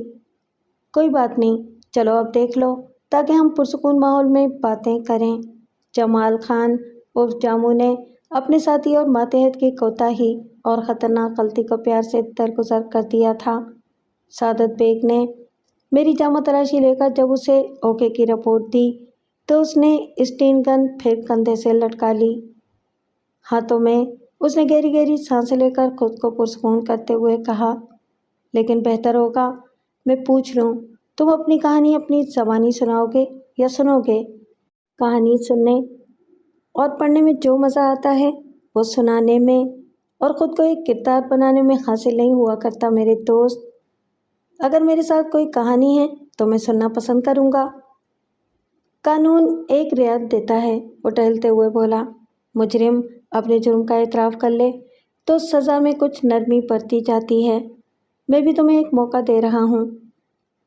میں وہ موقع استعمال نہیں کروں گا جمال خان، میں نے مسکرا کر جواب دیا، اس لیے کہ میرے پاس جو میری کہانی ہے اس کے لیے یہاں کا ماحول اور تمہارا رویہ سازگار نہیں ہے، لہٰذا تم وہ کہانی سناؤ جو تم تک آئی ہے یا تم نے بتائی ہے۔ تو سنو، وہ پلٹ کر سرد آواز میں بولا، کیا تم وہ تیر نہیں ہو جسے سان پر چڑھا کر جاموں کے لیے بطور خاص زہر آلود کیا گیا ہے؟ اگر یہ سوال ہے تو میں جواب محفوظ رکھ رہا ہوں، آگے بولو۔ جب تمہاری خبر اخبار کے ذریعے مجھ تک پہنچائی گئی تو میں دیر تک پولیس کی اس طفلانہ حرکت پر کہکہے لگاتا رہا تھا۔ پھر بھی میں نے کوئی فیصلہ کرنے سے پہلے تحقیق کرنا بہتر جانا اور سعادت بیگ کو مقرر کیا۔ اس نے اثر و رسوخ اور رشوت سے کام لے کر اندر تک رسائی حاصل کی۔ خان بے شک اپنی دیانتداری، جیداری اور اکھڑ پنے کی وجہ سے معتوب رہا ہے، لیکن جو الزامات اس پر لگائے گئے اور جن کو بنیاد بنا کر مقدمے کی عمارت کھڑی کی گئی، وہ تمام کے تمام فرضی تھے۔ میں شاید पुलिस दुश्मनी मानकर धोखा खा जाता, लेकिन एक इल्ज़ाम ने सारी कलई खोल दी और वो है आखिरी इल्ज़ाम जिसे अखबार के लिए सज़ा के बाद तैयार किया गया था। मुकदमे की तमाम कार्रवाई की नकल सादत ने हासिल की, लेकिन उसमें किसी जगह उस इल्ज़ाम का जिक्र न था कि तुमने कभी उस पार्टी में शामिल होने से इनकार किया था जो मेरे लिए तरतीब दी गई थी। अगर कोई ऐसी खबर अखबार में आती है और उसमें इस इल्ज़ाम का जिक्र है तो मैं भी तुम्हारी बात की तायीद करूँगा। मुझे जो इल्ज़ामात पढ़कर सुनाए गए उनमें इसका कोई जिक्र न था और न ही कभी मुझे उस पार्टी में शरीक होने का ज़बानी या तहरीरी हुक्म दिया गया था। मेरी बातें सुनकर जमाल खान लहज़ा भर मेरी आंखों में आंखें डाले देखता रहा था। फिर उसके खुशरंग चेहरे पर मुस्कुराहट उभरी थी, लेकिन वो मुस्कुराहट दोस्ताना हरगिज़ न थी, क्योंकि सिर्फ चेहरा मुस्कुराया था। आंखों में वही सुर्खी और कीना तूज़ी थी जो उसकी खूबसूरत आंखों से मेल न खाती थी। चलो मान लेता हूँ, वो बुड़बुड़ाया, लेकिन ड्रामे की कहानी में तुम मरकज़ी किरदार हो। तुम्हें खबर होना चाहिए थी। कुछ भी हो, बस यहाँ आकर पुलिस की सारी चाल मेरे सामने आ गई थी। तब मैंने दोस्तों से मशवरा किया और तजवीज़ पेश की कि पुलिस वाले जो तीर मेरे लिए कमान पर चढ़ा चुके हैं, इससे पहले कि वो अंधेरे में उड़ता हुआ मेरी तरफ आए, क्यों ना मैं उसे कमान से पहले नोच लूँ। मैंने भी एक किरदार आगे बढ़ाया और अब पुलिस का तीर मेरे पाँव में है। ठीक है जमाल खान, मैंने सरसरी अंदाज में कहा, दलाइल, खवाले और सबूत तुम्हारे पास हैं। मैं अगर इस मफरूज़े से इनकार भी करना चाहूँ तो बेकार होगा, क्योंकि मैं वाकई पुलिस इंस्पेक्टर था और मेरे पास सफाई का एक सबूत भी नहीं है। इसलिए मैं ख़ुद को गैर मशरूत तौर पर तुम्हारे हवाले करता हूँ। जो दिल चाहे सलूक करो। नहीं खान, जमाल ने नफ़ी में गर्दन हिलाई। मुझे मायूस ना करो। तुम जैसा शख्स लड़े बगैर हथियार डाल दे। ना भाई, बात हलक से उतरती नहीं। या ये भी ड्रामे का दूसरा रुख है क्या कोई? जो भी चाहे समझ लो जमाल खान, मैंने कंधे उचकाकर कहा। सामने की बात है, निहत्ता और तन्हा हूँ। लड़ तो सकता नहीं, खुदकुशी हमारे मज़हब में हराम है और जो कुछ मैं हूँ तुम्हें दिखा नहीं सकता। दिल किताब तो है, मगर ऐसी जो सिर्फ दिल की निगाहें ही पढ़ सकती हैं। तुम्हारे दिल की निगाहें पहले ही एक मफरूज़ा देख चुकी हैं। हाँ, अगर ज़िंदगी अभी बाकी है तो कोई भी आने वाला लम्हा शायद सबूत बन जाए। हाँ, मैं भी तुम्हें सज़ाए मौत नहीं दूंगा, वो बोला। गो कि मैं पुलिस के रिकॉर्ड में कातिल हूँ, मगर दानिस्ता मेरे पाँव तले कोई चूंटी भी नहीं मरी। लेकिन मैं तुम जैसे शख्स को अपने साथ भी नहीं रखूँगा। तुम जिंदा रहोगे उस वक्त तक जब तक तुम लोग अपने मुंह से कहोगे कि जमाल कातिल नहीं है। यकीन करोगे जमाल खान? मैंने ज़ोर देकर कहा। खुदा की कसम, मैं सिर्फ तुम्हारे नाम से ही आगाह हूँ। मुझे सिर्फ इतना ही मालूम है कि जामू डाकू है। वो भी इसलिए मालूम हुआ कि जब तुम जालंधर की अंदर दाखिल हुए और हमारी कोतवाली पर हमला किया तो हमारी कोतवाली में आला सतह की मीटिंग बुलाई गई और उसी मीटिंग के बाद मुझ पर अताब का दरवाज़ा खोला गया था। जो इल्ज़ामात आयद किए हैं वो दुरुस्त हैं। मैंने वाकई DIG को सलूट ना किया था, इसलिए कि मैं अंग्रेज़ से नफ़रत करता हूँ। मैं एक कट्टर किस्म का मुसलमान हूँ। मज़हब के मामले में हमेशा मैं जज्बाती रहा हूँ। खान, वो पहली बार नरम आवाज़ में बोला, तुम खुशरू, खुशगुफ्तार और एक ज़हीन इंस्पेक्टर हो। अगर हम किसी दूसरी जगह और हालत में मिलते तो मैं दोस्ती की आरज़ू करता। मुझे ज़हीन और बहादुर लोग हमेशा पसंद रहे हैं। अभी अगर तुम ताउन करो तो ये जज्बा ज़िंदा रखा जा सकता है। मेरी एक अजीज़ा, जिसने मुझे पहले कातिल और फिर डाकू बना दिया है, इन दिनों पुलिस की कस्टडी में है। अगर तुम इस ड्रामे के किरदार हो तो मैं पुलिस से सौदा करूँगा, सर के पतले सर। खान, अगर उनको अजीज़ होगा तो वो मेरी मतलूबा हस्ती को छोड़कर तुम्हें रिहा करवा लेंगे। वक्त ज़ाया करोगे दोस्त, मैंने कहा। पेशकश करके देखो, तुम्हें खुद ही मालूम हो जाएगा कि उनको खान कितना अजीज़ है। सादत, वो कोई जवाब दिए बगैर पलट कर बोला। मलिक खान ज़ेरे निगरानी रहेगा और निगरान होगे तुम। मैं कोई मज़ीद गलती बर्दाश्त नहीं करूँगा। تم اس طرح نگرانی کرو گے جیسے خونخوار سانڈ کی جاتی ہے۔ میں پسند نہیں کروں گا کہ میرا کوئی ساتھی اس کی ٹکر سے بھی ضائع ہو جائے۔ کیا ہم اسے ساتھ رکھیں گے باس؟ ہاں، اگلی منزل تک، جمال خان نے جواب دیا۔ میں ٹھاکر سے ملاقات کرنے جا رہا ہوں۔ وہ پھر میری طرف پلٹ کر بولا، میرے دوست کو ناخوشگوار فیصلہ کرنے پر مجبور نہ کرنا خان۔ میں نے سپر ڈال کر شاید جمال خان کو مایوس کیا تھا، لیکن جمال نے بیدار مغزی اور سوجھ بوجھ کا بھرپور مظاہرہ کر کے مجھے بے حد متاثر کیا تھا۔ ایک بوڑھے سیاستدان اور اعلیٰ آفیسر نے تنہائی میں جو منصوبہ بنایا تھا، بہت دور بیٹھے اس نوجوان نے سیاق و سباق کے ساتھ اسے پڑھ لیا تھا۔ پھر جمال خان نے اپنی مردانہ وجاہتوں کے علاوہ باتوں سے بھی ثابت کیا تھا کہ وہ ایک تعلیم یافتہ اور انگریز کی چالوں سے پوری طرح باخبر نوجوان ہے۔ اسے مزید جاننے کی شدید خواہش میرے اندر بیدار ہو گئی تھی۔ سعادت بیگ کا رویہ ایک دم بدل گیا تھا۔ وہ کڑی نگاہوں سے ہی نگرانی کرنے لگا تھا، لیکن جتنا وہ سخت ہوا تھا، میں نے اپنا رویہ اتنا ہی نرم اور دوستانہ رکھا تھا۔ یہی وجہ رہی تھی کہ شام تک تناؤ بھی ٹوٹ گیا تھا۔ ہم نے کھانا ایک ہی پلیٹ میں دوستوں کی طرح کھایا تھا۔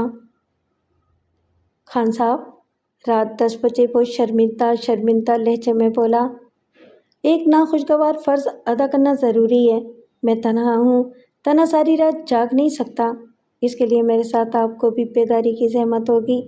اگر آپ برا نہ مانیں تو دونوں آرام سے سو سکتے ہیں۔ میں ہر طرح کا تعاون کروں گا۔ شکریہ۔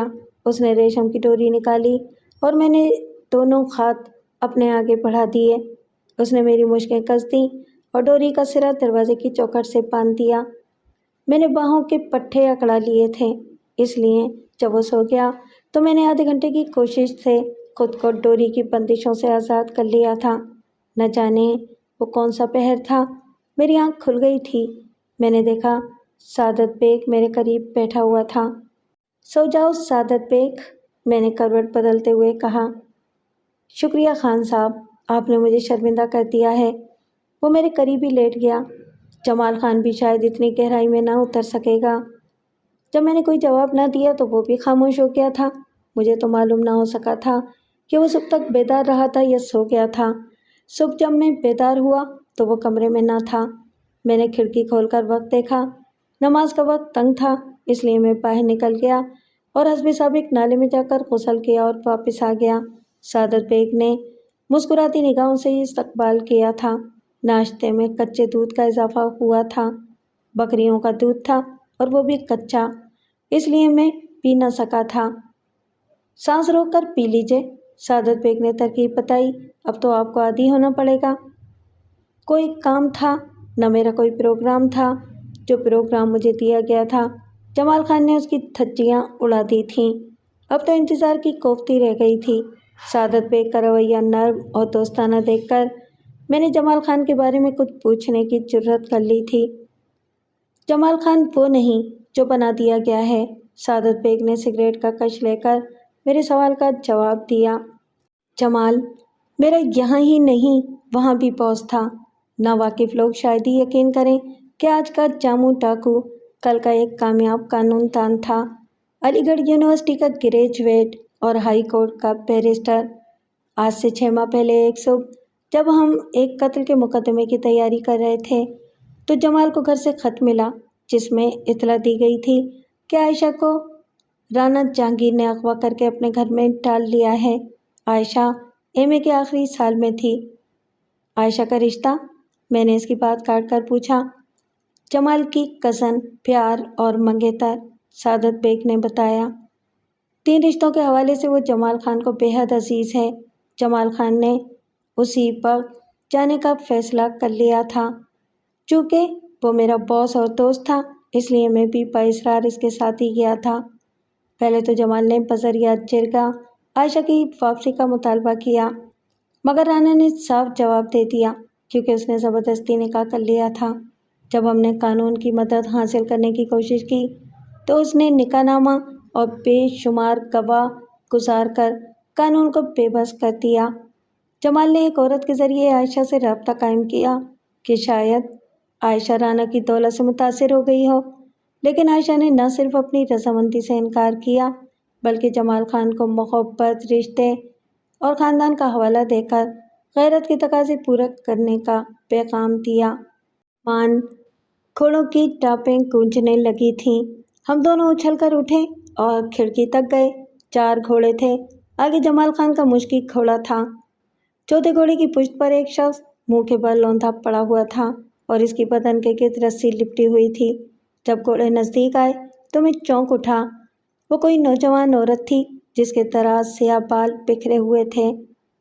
باہر چلیے خان صاحب، سعادت بیگ نے اسٹین گن اٹھاتے ہوئے مجھے کور کیا۔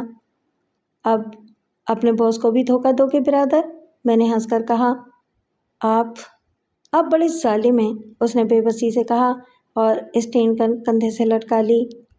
جمال خان کا چہرہ گرد آلود تھا اور آنکھیں سرخ اور متورم تھیں۔ غالباً وہ رات بھر سفر کرتے رہے تھے۔ وہ عورت نہیں بلکہ 22-23 برس کی گلاب کے پھول جیسی خوبرو لڑکی تھی۔ جب اسے کھول کر نیچے اتارا گیا تو وہ لڑکھڑا کر گرنے لگی۔ یہ اتفاقی تھا کہ میں اس کے قریب تھا۔ بالکل غیر ارادی طور پر میں نے لپک کر اسے سہارا دیا۔ اسے اندر لے چلو خان، جمال خان کے حلق سے گھبراہٹ ابھری۔ کیا آپ چل سکیں گی؟ میں نے رسان سے پوچھا۔ لڑکی نے بوجھل پلکیں اٹھا کر مجھے دیکھا اور نفی میں گردن ہلا دی۔ میں نے اسے ہاتھوں پر ایسے اٹھا لیا جیسے چند برس کی بیمار بچی ہو۔ اسے نرم بستر پر رکھ کر میں ایک طرف ہٹ گیا تھا۔ سعادت بیگ، جمال خان بستر پر گرتے ہوئے کربناک آواز میں بولا۔ حالات بڑے ظالم ہوتے ہیں پیارے۔ ہم کیا تھے، کیا رہنا چاہتے تھے، لیکن کیا بن گئے ہیں؟ قاتل بنے، ڈاکو بنائے گئے اور اب ترے بن گئے ہیں۔ جانتے ہو یہ خاتون کون ہے؟ سعادت بیگ نے نفی میں گردن ہلائی۔ یہ رانا جہانگیر کی بہن ہے۔ آج مجھ میں اور رانا میں کوئی فرق نہیں رہا۔ اس نے درندگی کا مظاہرہ کیا تھا تو میں دھاڑتا ہوا اس پر ٹوٹا تھا۔ آج میں نے وہی جرم کیا ہے۔ مجھ پر بھی کوئی طاقت لاٹھی ضرور برسائے گی، لیکن یہ ناگزیر تھا۔ اس نے مجھے اس راستے پر قدم رکھنے پر مجبور کر دیا تھا۔ اب میں پولیس سے ڈبل سودا کروں گا اور اس سودے بازی میں رانا مجھ سے تعاون کرے گا۔ اور آپ لوگوں کے لیے ناشتہ؟ سعادت بیگ نے بات کاٹتے ہوئے پوچھا۔ ہاں پیارے، جمال خان بولا۔ خاتون کے لیے گرم دودھ اور ہمارے لیے ڈبل ناشتہ۔ رات کے بھوکے ہیں۔ خاتون، میرا خیال ہے کہ آپ اٹھ کر چہل قدمی کریں ورنہ خون جم جائے گا۔ شکریہ، لڑکی نے ٹانگیں سکیڑتے ہوئے سپاٹ آواز میں جواب دیا۔ میں پہلے سے بہتر محسوس کر رہی ہوں۔ ناشتہ آنے تک کمرے میں گہری خاموشی طاری رہی تھی۔ جمال آنکھوں پر بازو رکھے شاید سو گیا تھا۔ ایک آدمی دروازے میں چوکس کھڑا پہرا دے رہا تھا۔ ناشتے سے فارغ ہو کر جمال خان سعادت بیگ کے ساتھ باہر نکل گیا۔ ایک کشتی میں سوار 2 مسافروں کو اجنبی نہیں رہنا چاہیے۔ میں نے خاموشی سے گھبرا کر لڑکی کو مخاطب کیا۔ کیا آپ بھی قیدی ہیں؟ اس نے تعجب خیز لہجے میں پوچھا۔ لیکن کیوں؟ اس لیے کہ میں پولیس انسپکٹر تھا۔ اوہ، اس نے ہونٹ دائرے میں سکوڑ کر پوچھا۔ عائشہ کو آپ نے گرفتار کیا تھا؟ نہیں، میرا جرم صرف یہی ہے کہ کبھی میرا تعلق پولیس سے تھا۔ کیسے لوگ ہیں یہ؟ فی الحال تو شاندار ہی ہیں، میں نے کہا، لیکن پوچھ گچھ کا مرحلہ ابھی باقی ہے۔ عائشہ اور جمال خان کے بارے میں کچھ بتائیں گی؟ معاملہ وہی روایتی ہے، حاکم اور محکوم والا۔ بھائی جان کو عائشہ پسند آئی، انہوں نے پیغام دیا جو مسترد کر دیا گیا۔ تب دوسری رات عائشہ ان کی خوابگاہ میں پہنچا دی گئی۔ ہمارے یہاں یہ کوئی نئی بات نہ تھی، پہلے بھی کئی لڑکیاں آتی جاتی رہی تھیں، لیکن عائشہ کانٹوں کا نوالا ثابت ہوئی تھی۔ غالباً چوتھے 5ویں روز جمال خان نے حویلی پر ہلہ بول دیا تھا اور میری بھابھی کو قتل کر دیا گیا تھا۔ انتقامی کارروائی میں ایسا ہونا ہی چاہیے تھا۔ کیا اسی حملے میں عائشہ برآمد کی گئی تھی؟ نہیں، لڑکی نے بتایا۔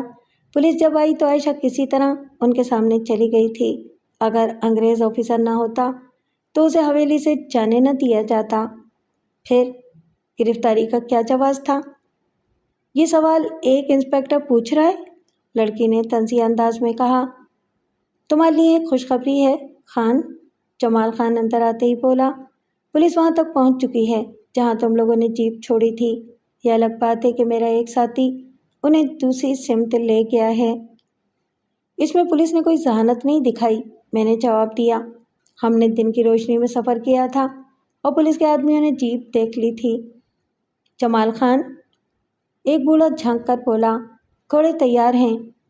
شکریہ خان بابا، سعادت سے معاوضہ لے لیں، جمال مؤدب لہجے میں بولا۔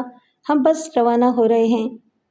جمال، میں نے کہا، روانہ ہونے سے پہلے میں تم سے چند باتیں کرنا چاہتا ہوں۔ شام تک ہم ساتھ ہوں گے، 1000 باتیں کر لینا، اس نے جواب دیا۔ مجھے اپنی پرواہ نہیں ہے، میں تم دونوں کے لیے فکر مند ہوں۔ ہم پولیس سے مقابلہ کر سکتے ہیں، فرار ہو سکتے ہیں، مگر تم دونوں حالتوں میں باعث پریشانی بن جاؤ گے، لہٰذا تمہیں کسی محفوظ جگہ لے جانا ضروری تھا۔ میرا خیال تھا وہ باقاعدہ مسلح گارڈز کی نگرانی میں ہمیں منتقل کرے گا، مگر باہر صرف 3 گھوڑے دیکھ کر میں نے استفہامیہ نگاہوں سے جمال خان کی طرف دیکھا۔ اس کے چہرے پر مسکراہٹ تھی۔ اس نے ایک ایک گھوڑا ہمارے حوالے کیا۔ میں نے لڑکی کو سہارا دے کر بٹھایا۔ اسے کمزور سا گھوڑا شاید اس لیے دیا گیا تھا کہ راستے میں اڑی نہ کرے۔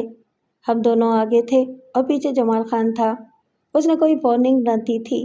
میرا گھوڑا بار بار آگے نکل جانے کی کوشش کرتا تھا، لیکن میں لڑکی کی پہنچ سے دور جانا نہیں چاہتا تھا۔ وہ بھی خاصی بے تکلف ہو گئی تھی، چونکہ میں نام خدا جوان اور چھڑا تھا، اور وہ بھی ایک خوشرو جوان لڑکی تھی جسے وقت نے حالات کی اس کشتی پر بٹھا دیا تھا جس میں ایک نوجوان سوار تھا۔ میں یہ نہیں کہتا کہ مجھے اس سے محبت ہو گئی تھی، بس ہمدردی اور انسیت محسوس ہونے لگی تھی۔ عمر اور حالات کا تقاضا بھی یہی تھا۔ ہم وقت کے ویران جزیرے کے قیدی تھے۔ اس کا نام کلثوم بیگم تھا۔ باقاعدہ تعلیم میٹرک تک تھی، لیکن اس کا مطالعہ بہت وسیع رہا ہوگا۔ بڑی عالمانہ باتیں کر لیتی تھی۔ جمال خان صرف ہمارا نگراں تھا، باتوں اور جذبوں پر کسی کا پہرا نہ تھا۔ ہم باتوں میں اس قدر محو رہے تھے کہ وقت گزرنے کا احساس تک نہ ہوا تھا۔ کلثوم نے بتایا تھا کہ جہانگیر رانا ایک ظالم اور عیاش جاگیردار ہے۔ اس کی مقتولہ بیوی رابعہ بیگم خاندان میں سے تھی، اس لیے وہ لباس کی طرح دوسری بیویاں تو بدلتا رہتا تھا، مگر رابعہ بیگم سے دبتا تھا۔ اس کی وجہ سے وہ کوئی بیوی زیادہ عرصے گھر میں نہیں رکھ سکتا تھا۔ جب بھی رابعہ کو پتہ چلتا، وہ زبردستی طلاق دلوا دیا کرتی تھی۔ رابعہ بیگم کے قتل کا سبب گولی تھی یا نہیں، اس کے گلے پر چھری پھیر دی گئی تھی، کلثوم نے بتایا۔ جمال خان نے حملہ اسلحے سے کیا تھا، پھر اسے چھری سے کیسے ہلاک کیا گیا؟ یہ جمال خان ہی بتا سکتا ہے۔ جمال خان تو کہتا ہے کہ اس نے سرے سے قتل کیا ہی نہیں۔ قاتل کوئی بھی رہا ہو، کلثوم بولی، لیکن ذمہ داری جمال پر ہی عائد ہوتی ہے۔ اگر اس کے ہاتھ صاف تھے تو مفرور نہ ہوتا۔ کیا اس کا امکان ہے کہ قاتل کوئی دوسرا ہو؟ میں نے آپ کی بات کا جواب دیا ہے۔ کلثوم بات کی ذمہ داری سے دامن بچا گئی۔ میں کسی پر الزام لگانے کی مجاز نہیں ہوں۔ ایک بات اور، اسے گفتگو سے پہلو بچاتے دیکھ کر میں بولا، کیا آپ کا بھائی آپ کی وجہ سے عائشہ کو رہا کروا لے گا؟ نہیں، کلثوم نے مضبوط لہجے میں جواب دیا۔ میں بھی ان کے مفادات کی ہتھیلی کا کانٹا ہوں۔ اگر وہ صرف بھائی ہوتا تو میں رواجاً اپنے حصے سے دستبردار ہو جاتی، مگر ایک ظالم شخص کو میں اپنے حصے کی آمدنی پر عیاشیوں اور ظلم کی اجازت نہیں دے سکتی، اور وہ میرے خیالات سے پوری طرح آگاہ بھی ہیں۔ یہ بات اس نے جان بوجھ کر دہکتی اور بلند آواز میں بتائی تھی تاکہ جمال خان بھی سن لے۔ وہ تو نہ جانے کس سرد مٹی کا شخص تھا۔ اس نے بظاہر کوئی رد عمل نہ دکھایا تھا، اور نہ ہی اس نے دوران سفر ہماری گفتگو میں مداخلت کی تھی۔ جمال خان نے بھی اشارتاً اپنی مظلومیت کا ذکر کیا تھا، اور کلثوم نے بھی دامن بچاتے بچاتے بہت کچھ بتا دیا تھا۔ میں نے دونوں کی باتوں سے ایک نتیجہ نکالا تھا کہ جمال خان کی شورش کی آڑ میں کسی دوسرے نے اپنا مفاد حاصل کر لیا ہوگا۔ اگر جمال خان جیسا باشعور قانون داں قتل و غارت کی حد تک جانے والا ہوتا تو وہ وہاں سے ناکام واپس نہ آتا، راستے کی ساری دیواریں گراتا وہ عائشہ تک جا پہنچتا۔ لیکن اس سوال کا جواب اندھیرے میں تھا کہ قاتل کون ہے۔ کلثوم کا بیان تھا کہ اس رات جہانگیر، رانا اور عائشہ حویلی میں نہ تھے، اگر تھے تو کسی تہہ خانے میں روپوش رہے ہوں گے، کیونکہ جہانگیر خطرے کے پیش نظر عائشہ کو چھپا کر رکھتا تھا۔ میں اگر وردی میں ہوتا اور کیس کی تفتیش میرے سپرد ہوتی تو میں گہرائی میں غوطے لگاتا اور اپنے مخصوص طریقہ تفتیش کو بروئے کار لا کر اصل قاتل سامنے لے آتا، مگر پولیس نے مجھ سے وردی اور اختیارات چھین کر جمال خان کے حوالے کر دیا تھا۔ شام کے دھند ہلکے جب گہرے ہو رہے تھے تو ہمارا قافلہ پہاڑی کے دامن میں اترا تھا۔ عقب میں جنگل تھا، دائیں ہاتھ پہاڑی ندی جل ترنگ بجاتی، جھاگ اڑاتی بہہ رہی تھی، اور سامنے پہاڑی سلسلہ دور تک پھیلا ہوا تھا۔ ہمارا استقبال دو نوجوانوں نے کیا۔ جمال خان چند منٹ ان سے باتیں کرتا رہا، پھر وہ دونوں تھکے ہوئے گھوڑوں پر سوار ہو کر جنگل میں داخل ہو گئے تھے۔ جمال خان نے اپنا گھوڑا درخت کے نیچے باندھا اور ہمیں لے کر چل پڑا۔ 20 قدم سامنے ایک قدرتی غار تھا۔ میں آپ سے تعاون کی درخواست کرنے کی پوزیشن میں نہیں ہوں، جمال بولا۔ ایک یرغمالی سے یہ توقع ہی احمقانہ ہوگی۔ ہر شخص کو آزادی کے لیے جد و جہد کرنی چاہیے۔ میں نے ایک سالس بھیج دیا ہے۔ اگر پولیس نے عائشہ کو رہا کر دیا تو میں آپ دونوں کو باعزت واپس چھوڑ آؤں گا۔ میں قاتل کی گرفتاری تک اپنی جد و جہد جاری رکھوں گا۔ مجھے کئی محاذوں پر اب لڑنا پڑتا ہے۔ پولیس میرے تعاقب میں بھی ہے اور میں اصل قاتل کی تلاش میں بھی ہوں۔ محترمہ کلثوم بیگم کے کزن رانا افتخار احمد بھی میری مدد کر رہے ہیں۔ یہ رانا افتخار صاحب کیا فروخت کرتے ہیں؟ میں نے غار کے دہانے پر رک کر پوچھا۔ وہ صحت عامہ فروخت کرتے ہیں، جمال خان نے بتایا۔ غار اندر سے صاف تھا۔ ایک پتھر کی سل پر کیروسین لیمپ رکھا ہوا تھا۔ دیواروں کے ساتھ بے شمار گھاس اور خشک پتوں کے بستر تھے۔ 3 مشکیزیں لٹک رہے تھے۔ جمال خان مشکیزوں کے قریب تھا۔ اس نے اسٹین گن بستر پر رکھ دی تھی۔ گلاس کہاں ہیں؟ کلثوم نے ادھر ادھر دیکھ کر پوچھا۔ جمال خان غیر ارادی طور پر لپک کر اٹھا، کیونکہ وہ بنیادی طور پر ایک معزز اور شریف انسان تھا۔ اگر وہ مجرم ذہن کا مالک ہوتا تو ہرگز ایسی حماقت نہ کرتا۔ ابھی اس نے 2 قدم ہی اٹھائے ہوں گے کہ میں نے اپنے فوری فیصلے کو عمل میں تبدیل کر دیا۔ میں نے اسٹین گن تک طویل چھلانگ لگائی۔ جمال نے بھی پلٹ کر جست لگائی تھی، لیکن اسے دیر ہو چکی تھی۔ میں گن لیے ہوئے غار کے دہانے پر جا کھڑا ہوا تھا۔ جمال خان، میری آواز میں ہڈیاں ٹھٹھانے والی سردی تھی، تم نے یہ حق خود استعمال کیا ہے اور خود تسلیم کیا ہے، اور حق کو استعمال کرنے کا نادر موقع بھی دیا ہے۔ ہاں خان صاحب، جمال نے اس بات میں گردن ہلائی، میں تمہاری ذہانت و پھرتی کی داد دیتا ہوں، لیکن میرے دوست، واپسی کا صرف ایک ہی راستہ ہے اور میرے ساتھی اس راستے کی نگرانی کر رہے ہیں۔ اپنے ساتھ خاتون کو بھی زحمت دو گے؟ جہاد نتائج سے بالاتر ہوتا ہے وکیل صاحب۔ چلو کوشش کرو، اس نے کندھے اچکائے، مگر یاد رکھنا واپس آؤ گے تو پھر میری ہمدردی سے محروم ہوگے۔ میرا رویہ ایک ڈاکو کا ہی ہوگا۔ میں رحم اور رعایت کی درخواست نہیں کروں گا۔ میں نے کلثوم کو اشارہ کیا۔ وہ اچھل کر اٹھی اور دوڑتی ہوئی میرے قریب آ گئی۔ آپ دوپٹے کو پھاڑ کر جمال خان کے ہاتھ پاؤں باندھ دیں۔ جمال خان، تم پیٹ کے بل لیٹ جاؤ۔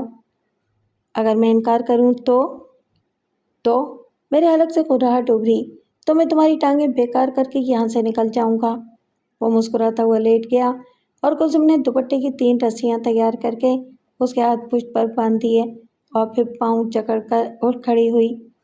جمال خان، میں نے اسے اٹھا کر دیوار کے ساتھ بٹھاتے ہوئے پوچھا، اگر تمہیں یقین ہے کہ تمہارے ساتھی واپس آئیں گے تو ٹھیک، بصورت دیگر میں پانی کا مشکیزہ کھول کر تمہارے قریب رکھ دیتا ہوں۔ آئیں گے، لیکن احتیاطاً پانی رکھ جاؤ۔ کلثوم نے مشکیزے کا منہ کھول کر اس کے قریب دیوار کے ساتھ رکھ دیا اور ہم باہر نکل آئے۔ سیدھے راستے پر سفر کرنا حماقتی تھی، اسی لیے ہم نے پہاڑی عبور کرنے کا فیصلہ کیا تھا۔ कुसुम के लिए चढ़ाई और अंधेरे का सफ़र दुश्वारी था, लेकिन वो मेरे सहारे चलती रही थी। रात 11 बजे हम पहाड़ी सिलसिले से निकलकर एक गांव में दाखिल हुए। कुत्तों ने रास्ता रोक लिया था, इसलिए मजबूरन रात का सफ़र जारी रखना पड़ा था। गांव से हटकर चलना शुरू कर दिया था। सुबह की नमाज एक नदी के किनारे अदा करके जब हम ऊपर गए तो खुशी से कुसुम के आंसू निकल आए थे। एक फर्लांग सामने पुख्ता सड़क थी। बजरिया बस शाम 4 बजे हम जालंधर शहर में दाखिल हुए। मेरी जेब में माकूल रकम मौजूद थी, इसलिए कुसुम के चक जाने के लिए मैंने एक जीप किराए पर हासिल कर ली थी। मैंने एक मंसूबा बनाया था जिसमें कुसुम को भी मजबूरन शामिल करना पड़ा था। यही वजह रही थी कि मैंने खुद को जमाल खान का साथी जाहिर करने के लिए कहा था। मैं जहांगीर राना की बगल में रहकर राबिया बेगम के कातिल का चेहरा बेनकाब करना चाहता था। कुसुम के ताउन के बगैर ना तो मैं हवेली में रह सकता था और ना ही गहराई का सफ़र आसानी से जारी रख सकता था। कुसुम ने खामोशी से मेरी प्लानिंग सुनी और फिर निगाहें झुकाकर बोली, ठीक है रुस्तम खान, मैं कानून की बालादस्ती और जुल्म की नफ़ी के लिए पूरा ताउन करूँगी, मगर आप खुद को किसी नीच ज़ात का ज़ाहिर नहीं करेंगे। मैं आपकी बात समझा नहीं खातून। वक्त और हालात ने साथ दिया तो आप समझ जाएंगे। उसने नाखून कुरेदते हुए जवाब दिया, लड़कियां जिस मर्द के ख्वाब देखा करती हैं, ऐसे मर्द की तमाम तर खसूसियात आप में हैं। मैं आपकी किताब से बेहद मुतासिर हुई हूँ। शुक्रिया कुलसुम बेगम। मैंने उसकी आंखों में लहरें मारता प्यार और उसके गुलाबी चेहरे पर हया की रोशनी देखकर सारी बात समझ ली थी। वो पगली इंस्पेक्टर खान से प्यार करने लगी थी, जो एक गरीब घराने का फर्द और कलील तनख्वाह पाने वाला मुलाजिम था। लेकिन जो काम मैं उससे लेना चाहता था, उसके लिए ज़रूरी था कि उसे इस खुशफहमी में ही रहने दिया जाए। मुझे मर्दाने में छोड़कर वो अंदर चली गई थी। आधे घंटे बाद एक तवील कामा शख्स अंदर आया। वो 40-45 के पेटे का मजबूत शख्स था। मैं कुसुम का भाई जहांगीर राना हूँ, उसने मुसाफा करते हुए बताया। मैं तुम्हारा बेहद ममनून हूँ। तुमने जान खतरे में डालकर राणा खानदान की इज्जत बचाई है। मैंने एक इंसानी फ़र्ज़ अदा किया है राणा साहब, मैंने इंकिसार से जवाब दिया। अब मैं सिर्फ ये दरख्वास्त करूँगा कि जमाल खान की गिरफ्तारी तक मुझे पनाह दी जाए, वरना वो भेड़िया मुझे चीर फाड़ देगा। तुम एक बहादुर नौजवान हो। मुझे कुलसुम ने बताया कि किस तरह तुमने जमाल खान को बेबस कर दिया था। मुझे तुम जैसे नौजवान की हमेशा ज़रूरत और तलाश रही है। अगर चाहो तो मेरी मुलाजमत में आ जाओ। माकूल तनख्वाह और बावसूख तहफ़्फ़ुज़ दूंगा। मैं मुआवजा नहीं लूँगा राना साहब, सिर्फ दोस्ती और इज्जत तलब करूँगा। गुड। वो मुस्कुराने लगा। तुम्हें सब कुछ मिलेगा नौजवान। हवेली में पर्दे का निज़ाम कुछ इतना सख्त था कि ज़नान खाने की हवेली में पर्दे का निज़ाम कुछ इतना सख्त था कि ज़नान खाने की आवाज़ भी गैर महरम तक पहुंच नहीं सकती थी। कुसुम भी इसी पाबंदी की आदी बन गई थी। जहांगीर राना ने मेरे लिए मुलाजिम पेशा हिस्से में एक मकान खाली करवा लिया था। उसने दोस्ती और इज्जत का एहसास दिलाते हुए मुझे निजी महफिलों और शिकार में शामिल कर लिया था। एक रात हम शिकार से वापस आ रहे थे तो एक औरत मिली। वो इसे लेकर किनारे चला गया, फिर वापस आकर मेरे कंधे पर हाथ रखकर कहा, मुझे मेरी महबूबा ने बुलाया है, लेकिन ख़तरा भी है। तुम बाहर पहरा दे लोगे? दोस्त की खातिर जान भी दे सकता हूँ राना। आओ चलें। उसने मेरा हाथ थाम लिया। ज़रा जमाल खान का ख़तरा ख़त्म हो जाए तो लड़की को घर ले चलूँगा। मेरी भाभी इजाज़त दे देंगी? भाभी? वो हंसने लगा। क्या तुम्हें जमाल खान ने कुछ नहीं बताया? हाँ, किसी राबिया बेगम के बारे में उसने बताया तो था। वही तुम्हारी भाभी थी, उसने बताया। अब वो दीवार दरमियान से हट गई है, सिर्फ जमाल का ख़तरा है। सुना है कि आपने उसकी महबूबा को घर में डाल लिया था? हाँ, राना घुर्राया। मुझे जो लड़की पसंद आ जाती है उसे मेरी हवेली में आना ही पड़ता है। ये लड़की नई है या पुरानी? नई पुरानी से मुराद? मेरा मतलब ताल्लुक़ से था। ओह अच्छा, भाई बहुत पुराने ताल्लुकात हैं। राबिया मरहुमा की वजह से معاملہ کھٹائی میں پڑا رہا۔ زینت کی ایک ہی رٹ ہے کہ بارات، ڈولی اور شادی ہوگی، لیکن میں رابعہ کی موجودگی میں بارات لے جا سکتا تھا اور نہ ہی ڈولی لا سکتا تھا۔ حالانکہ میں نے رابعہ کو سمجھایا تھا کہ زینت اپنے ساتھ 600 کنال زمین لائے گی، لیکن اس نے ہمیشہ انکار ہی کیا تھا۔ ہم دبے پاؤں حویلی میں داخل ہوئے۔ وہ عورت ہمیں باغ میں چھوڑ کر اندر چلی گئی۔ رانا ایک درخت کے نیچے جا بیٹھا اور مجھے ہوش پر چھوڑ گیا۔ میں نے ایک سائے کو اندر سے آتے ہوئے دیکھا۔ شاید جائے ملاقات سے آگاہ تھی وہ سیدھی اس درخت کی جانب چلی گئی تھی اور میں قداور جھاڑیوں کی آڑ میں غربت چلتا ہوا نزدیک چلا گیا۔ دونوں آمنے سامنے آلتی پالتی مارے بیٹھے ہوئے تھے۔ رانا کے لیے وہ کچھ لائی تھی، وہ کھا رہا تھا اور وہ باتیں کر رہی تھی۔ باتوں کا موضوع جمال خان، عائشہ، پولیس، شادی اور رابعہ بیگم کے گرد گھوم رہا تھا۔ دوسری صبح ناشتے کی میز پر رانا اور چند دیگر لوگ موجود تھے۔ رانا جہانگیر کے خلاف کسی ولایت نامی شخص نے دعویٰ دائر کر رکھا تھا اور وہ لوگ جو گزشتہ رات آئے تھے جھوٹے گواہ تھے۔ رانا جہانگیر نے میری موجودگی میں انہیں کیس کا پس منظر بتا کر بیان یاد کروائے تھے۔ رانا صاحب، میں نے شرمندہ سی آواز میں کہا، آپ کی جیپ میں اگر گنجائش ہو تو مجھے بھی شہر تک لے چلیں، کچھ ذاتی کام ہے، کل واپس آؤں گا۔ کیوں نہیں پیارے؟ رانا خوش دلی سے بولا، میرے دل میں بیٹھ جانا۔ مجھے سٹی تھانے کے سامنے ڈراپ کرتا ہوا وہ آگے نکل گیا۔ ان دنوں ایس پی کا آفس دوبارہ تعمیر ہو رہا تھا، اس لیے وہ عارضی طور پر سٹی تھانے میں بیٹھتا تھا۔ مجھے تو یہ بھی معلوم نہ تھا کہ بڑے صاحب نے اس ڈرامے میں ایس پی کو بھی شامل کیا تھا یا نہیں۔ میں نے دوسری صورت کے پیش نظر اپیل کا بہانہ سوچ لیا تھا۔ ایس پی آفس تک میں نے چہرہ مفلر کی بکل میں چھپائے رکھا تھا، کیونکہ چھوٹے اور غیر متعلق ملازمین اگر مجھے دیکھ لیتے تو بات پھیل جاتی۔ اتفاقی تھا کہ آفس کے باہر اردلی موجود نہ تھا۔ میں نے کھلے کواڑ پر دستک دی اور اجازت پا کر اندر داخل ہو گیا۔ ایس پی کا چہرہ ایک دم تنسا گیا تھا۔ کیا بات ہے خان؟ وہ سرد آواز میں بولا، تمہیں اس طرح ادھر آنا نہیں چاہیے تھا۔ مجبوری تھی سر، میں نے جواب دیا، چونکہ بڑے صاحب ڈلوزی چلے گئے ہیں اس لیے۔ دروازہ بند کر دو۔ وہ ایک دم نرم ہو گیا۔ شاید اسے میری مجبوری اور ڈی آئی جی کی عدم موجودگی کا احساس ہو گیا تھا۔ میں نے دروازہ بند کر کے بلٹ لگا دیا۔ بیٹھ جاؤ ملک، اور جو کہنا ہے جلدی کہہ کر نکل جاؤ۔ تمہیں دوسری آنکھ۔ مجھے احساس ہے سر، میں نے اس کی بات کاٹ دی، اگر بڑے صاحب یہاں ہوتے تو میں آپ کو زحمت ہی نہ دیتا۔ ہاں، وہ جاتے جاتے مجھے تمہارے بارے میں بتا گئے تھے، ورنہ میں بھی دوسروں کی طرح تمہیں مجرم اور قیدی ہی سمجھ رہا تھا۔ میں نے شروع سے آخر تک رپورٹ دی۔ وہ کرسی کی پشتگاہ سے ٹیک لگائے خاموشی سے سنتا رہا تھا۔ کیا تم جمال خان کو لانے کی پوزیشن میں تھے خان؟ کوشش تو کی جا سکتی تھی سر۔ پھر بھی تم نے کوشش نہیں کی؟ وہ سرد آواز میں بولا، پولیس کو اخلاقی فرائض کی نہیں، ہمیشہ مجرموں کی ضرورت ہوتی ہے۔ لڑکی کی خاطر تم نے؟ ایسی بات نہ تھی سر، میں نے بتایا۔ میں جمال خان کو تاثر دینا چاہتا تھا کہ میں واقعی پولیس کا ماتوب ہوں، جاسوس نہیں ہوں۔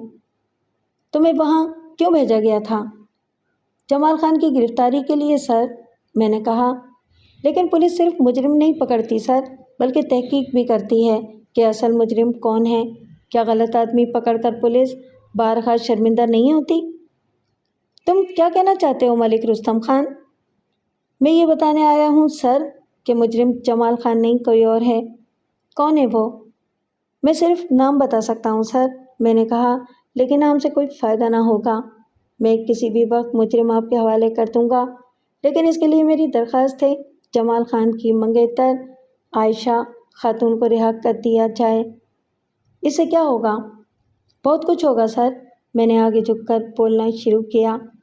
جمال خان کی کارروائیاں رک جائیں گی، عوام جس ڈاکو کی دہشت سے پریشان ہے وہ دور ہو جائے گی، جمال خان اور پولیس کے درمیان خائل نفرت کی دیوار گر جائے گی، اور ایک بے گناہ لڑکی پر جو بے تحاشا مظالم ہو رہے ہیں وہ بند ہو جائیں گے۔ میں کہتا ہوں پھر کیا ہوگا؟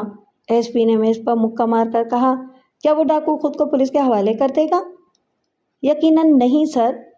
پھر ہم ایک جال کو کیوں ہٹائیں؟ اس لیے کہ اس جال میں شکار کبھی نہیں پھنسے گا، میں نے بھی ترش لہجے میں جواب دیا، بلکہ کسی رات وہ جال توڑ کر اپنا شکار لے جائے گا۔ ہم بھی تو یہی چاہتے ہیں خان کہ وہ آئے، یعنی پولیس خود چاہتی ہے کہ ایک معزز شہری ڈاکو بنے، ایک شریف شخص قاتل بن جائے۔ پہلے آپ لوگوں نے ایک ایڈوکیٹ کو جھوٹے مقدمے میں ملوث کر کے اسے ڈاکو بن جانے پر مجبور کیا، پھر اب اسے آپ دعوت دے رہے ہیں کہ اگر وہ ابھی تک بے گناہ ہے تو اب آ کر پولیس تھانے پر حملہ کرے اور قاتل بن جائے۔ کیا یہی پولیس کے فرائض میں ہے؟ تھینک یو خان، وہ مسکرانے لگا۔ میں خان کو اصل روپ میں دیکھنا چاہتا تھا۔ واقعی تم اکھڑ مگر ذہین انسان ہو۔ ٹھیک ہے، آج شام لڑکی کو رہا کر دیا جائے گا۔ شکریہ جناب، میں نے کہا، میں خود یہ خوشخبری لے کر جمال خان کے پاس جاؤں گا۔ اگر تم چاہو تو ایک ڈرامہ کھیل سکتے ہو۔ میں سمجھا نہیں سر۔ تم لڑکی کو دیوار توڑ کر نکال لے جاؤ، تمہیں اس کی سہولت دی جا سکتی ہے، لیکن اس میں چھوٹے رینکرز کو شامل ہونا پڑے گا سر۔ ہم لڑکی کو بیرونی تھانے میں منتقل کر دیں گے، وہ بتانے لگا۔ کل خبر چھپے گی کہ ایک جعلی ڈی ایس پی نے حوالات کے نگراں کو دھوکہ دے کر لڑکی نکال لی، تمہیں یونیفارم دے دی جائے گی۔ نہیں سر، اس طرح جمال خان بھٹک جائے گا، آپ اسے رہا کر دیں۔ اور کوئی بات؟ کانسٹیبل برکت علی کو 1 ماہ کی رخصت دے دی جائے، میں نے کہا، اسے بہر صورت آج رات ریلوے اسٹیشن پر ہونا چاہیے۔ ایس پی لہجہ پر ہونٹ چباتا رہا تھا، پھر بولا، اگر وہ تمہارے لیے کارآمد نہ ہوا تب؟ میں اسے کارآمد بنا لوں گا سر۔ اوکے، سب کچھ ہو جائے گا۔ اس نے ہاتھ بڑھایا، میری نیک خواہشات تمہارے ساتھ رہیں گی۔ میں نے اٹھ کر مصافحہ کیا اور شکریہ ادا کر کے آفس سے نکل گیا۔ اسی رات 10 بجے میں ریلوے اسٹیشن کے ستون کی اوٹ میں کھڑا برکت علی کو دیکھ رہا تھا، جو ٹکٹ گھر کے سامنے قطار میں کھڑا تھا۔ اس کا صحت مند گورا چہرہ پریشانی سے دھواں دھواں ہو رہا تھا، کیونکہ جب بھی کسی ملازم کو یوں اچانک چھٹی دی جاتی ہے، یہی سمجھا جاتا ہے کہ اس کے گھر خیر نہ ہوگی۔ میں ٹہلتا ہوا قطار کے قریب گیا تو برکت علی کی نگاہ مجھ پر پڑ گئی۔ وہ ایک دم چونک سا گیا۔ آپ؟ اوہ، کیا واقعی آپ ہیں؟ وہ گڑبڑاتی ہوئی آواز میں بولا۔ یہاں نہیں برکتے، بکس لے آؤ، میں نے مسکرا کر کہا، اور اس نے بکس اٹھا لیا۔ میں اس کے ساتھ ایک ریسٹورانٹ میں جا بیٹھا اور چائے منگوا لی۔ برکت علی کی سیاہ بڑی بڑی آنکھوں میں حیرت لہریں مار رہی تھی۔ جناب، وہ تھوک نگل کر بولا، کیا آپ جیل سے فرار ہوئے ہیں؟ اگر میرا جواب ہاں میں ہوا تو تم میرے ساتھ کیا سلوک کرو گے؟ سلوک؟ اس نے پیالی کے افق کو گھورتے ہوئے جواب دیا، جو ایک بھائی بھائی سے کرتا ہے۔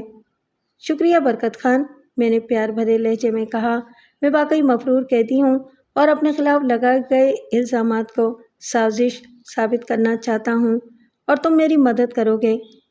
لیکن میرے گھر سب خیریت ہے پیارے، میں نے بتایا، میرے بھی کچھ دوست ہیں ادھر، میرے ایما پر انہوں نے ہی تمہیں چھٹی دلوائی ہے۔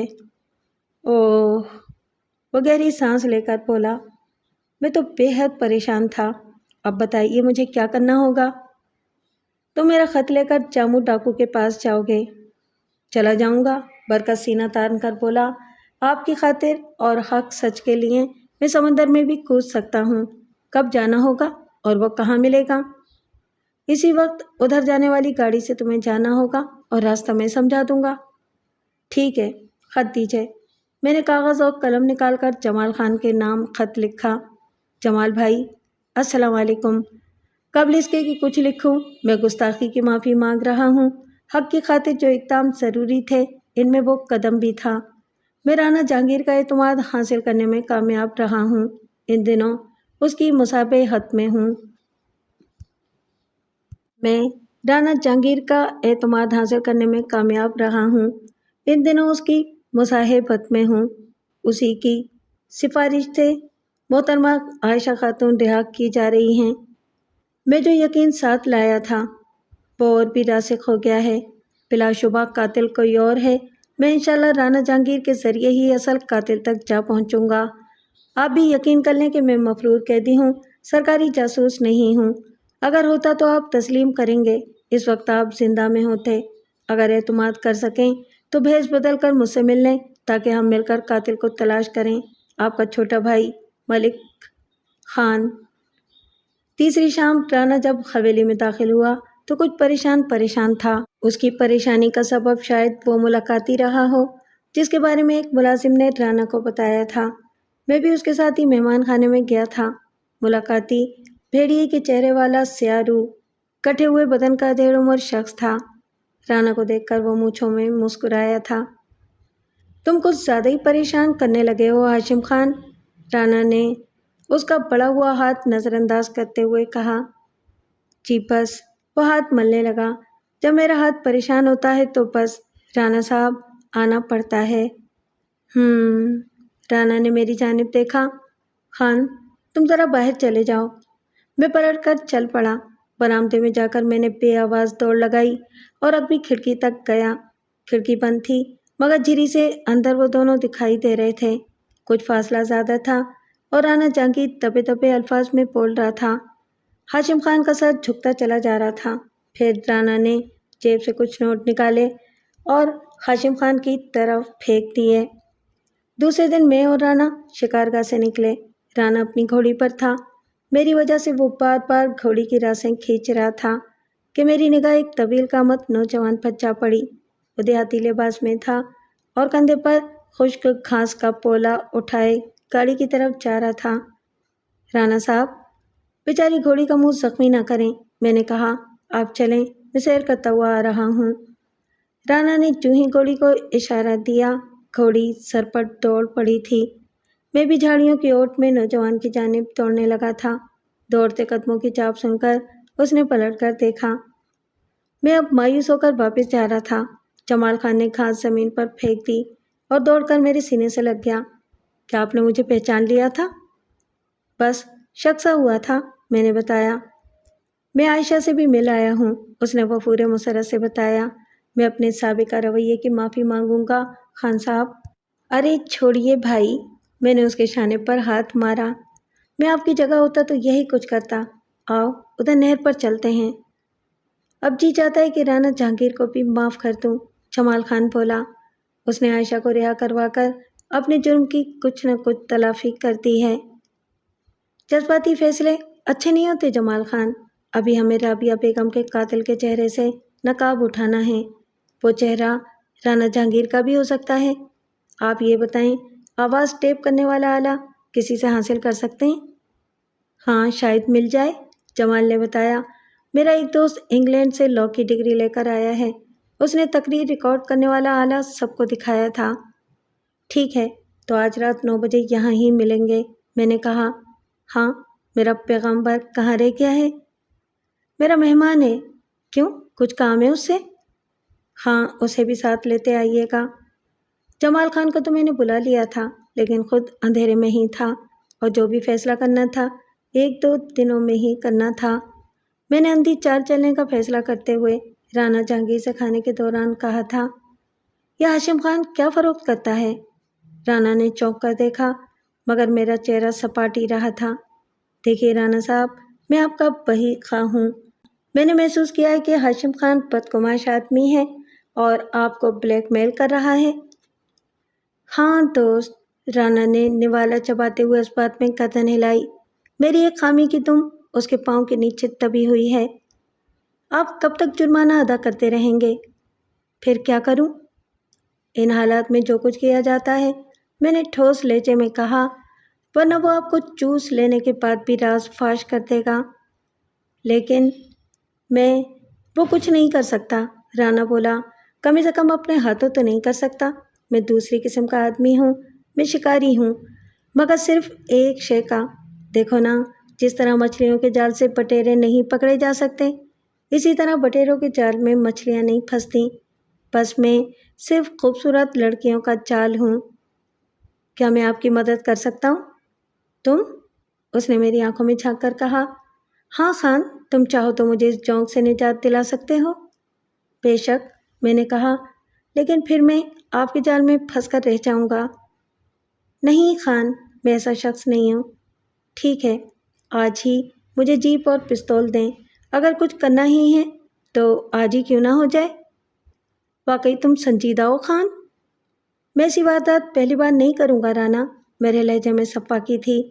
میں کرائے کا قاتل رہا ہوں، لیکن آپ کو دوست کہہ چکا ہوں، لہٰذا معاوضہ نہیں لوں گا۔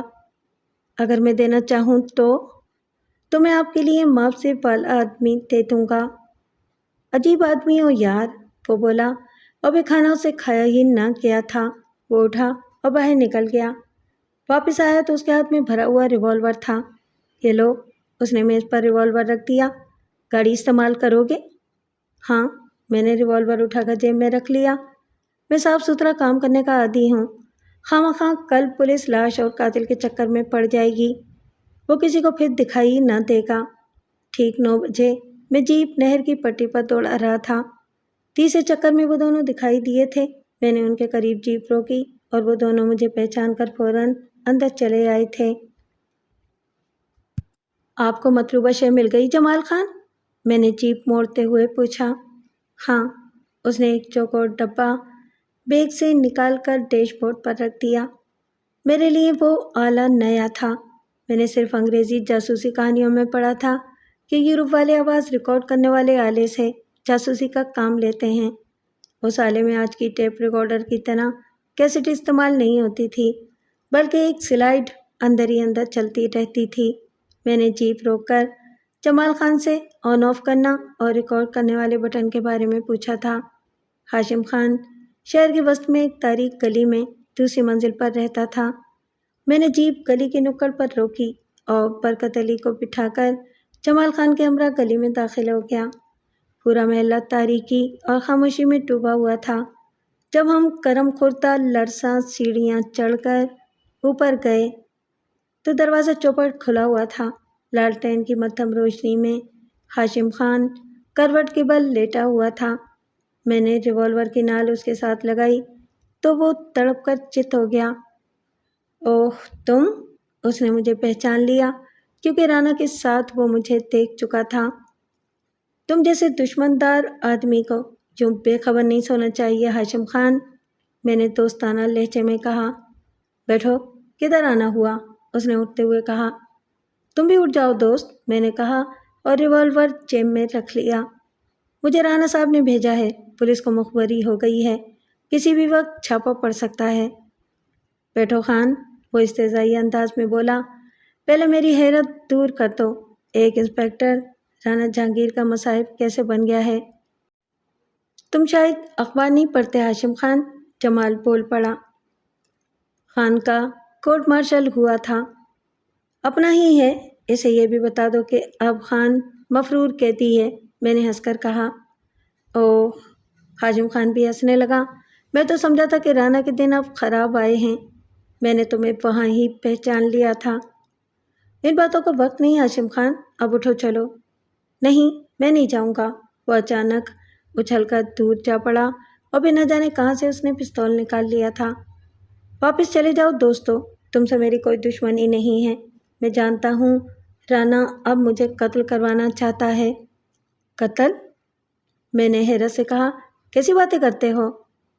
تمہیں اندر کی بات معلوم نہیں ہے خان، جاؤ، یہ میرا اور رانا کا معاملہ ہے۔ کیسا معاملہ؟ نہیں خان، ہاشم خان بولا، میں عہد شکن نہیں ہوں، بس رانا کو بتا دینا۔ بہتر ہاشم خان، میں نے کندھے اچکائے، ہمارے ساتھ نہ چلو، لیکن دوستانہ مشورہ مان لو، آج رات یہاں نہ سونا۔ شکریہ، اس نے بھی پستول جیب میں رکھ لیا، میں اپنے بارے میں بہتر فیصلہ کر سکتا ہوں۔ ایک بات کا وعدہ کرو گے دوست؟ میں نے التجائی آواز میں کہا۔ بولو۔ وہ چلتے چلتے قریب چلا آیا تھا۔ اس کا خیال تھا کہ میں بھی بات چلتے چلتے کروں گا، مگر میں ایک دم پلٹ کر اسے ٹکرا گیا۔ ٹکر کھا کر وہ ٹکراتا ہوا لہرایا اور میں نے اسے لاتوں اور مکوں پر رکھ لیا تھا۔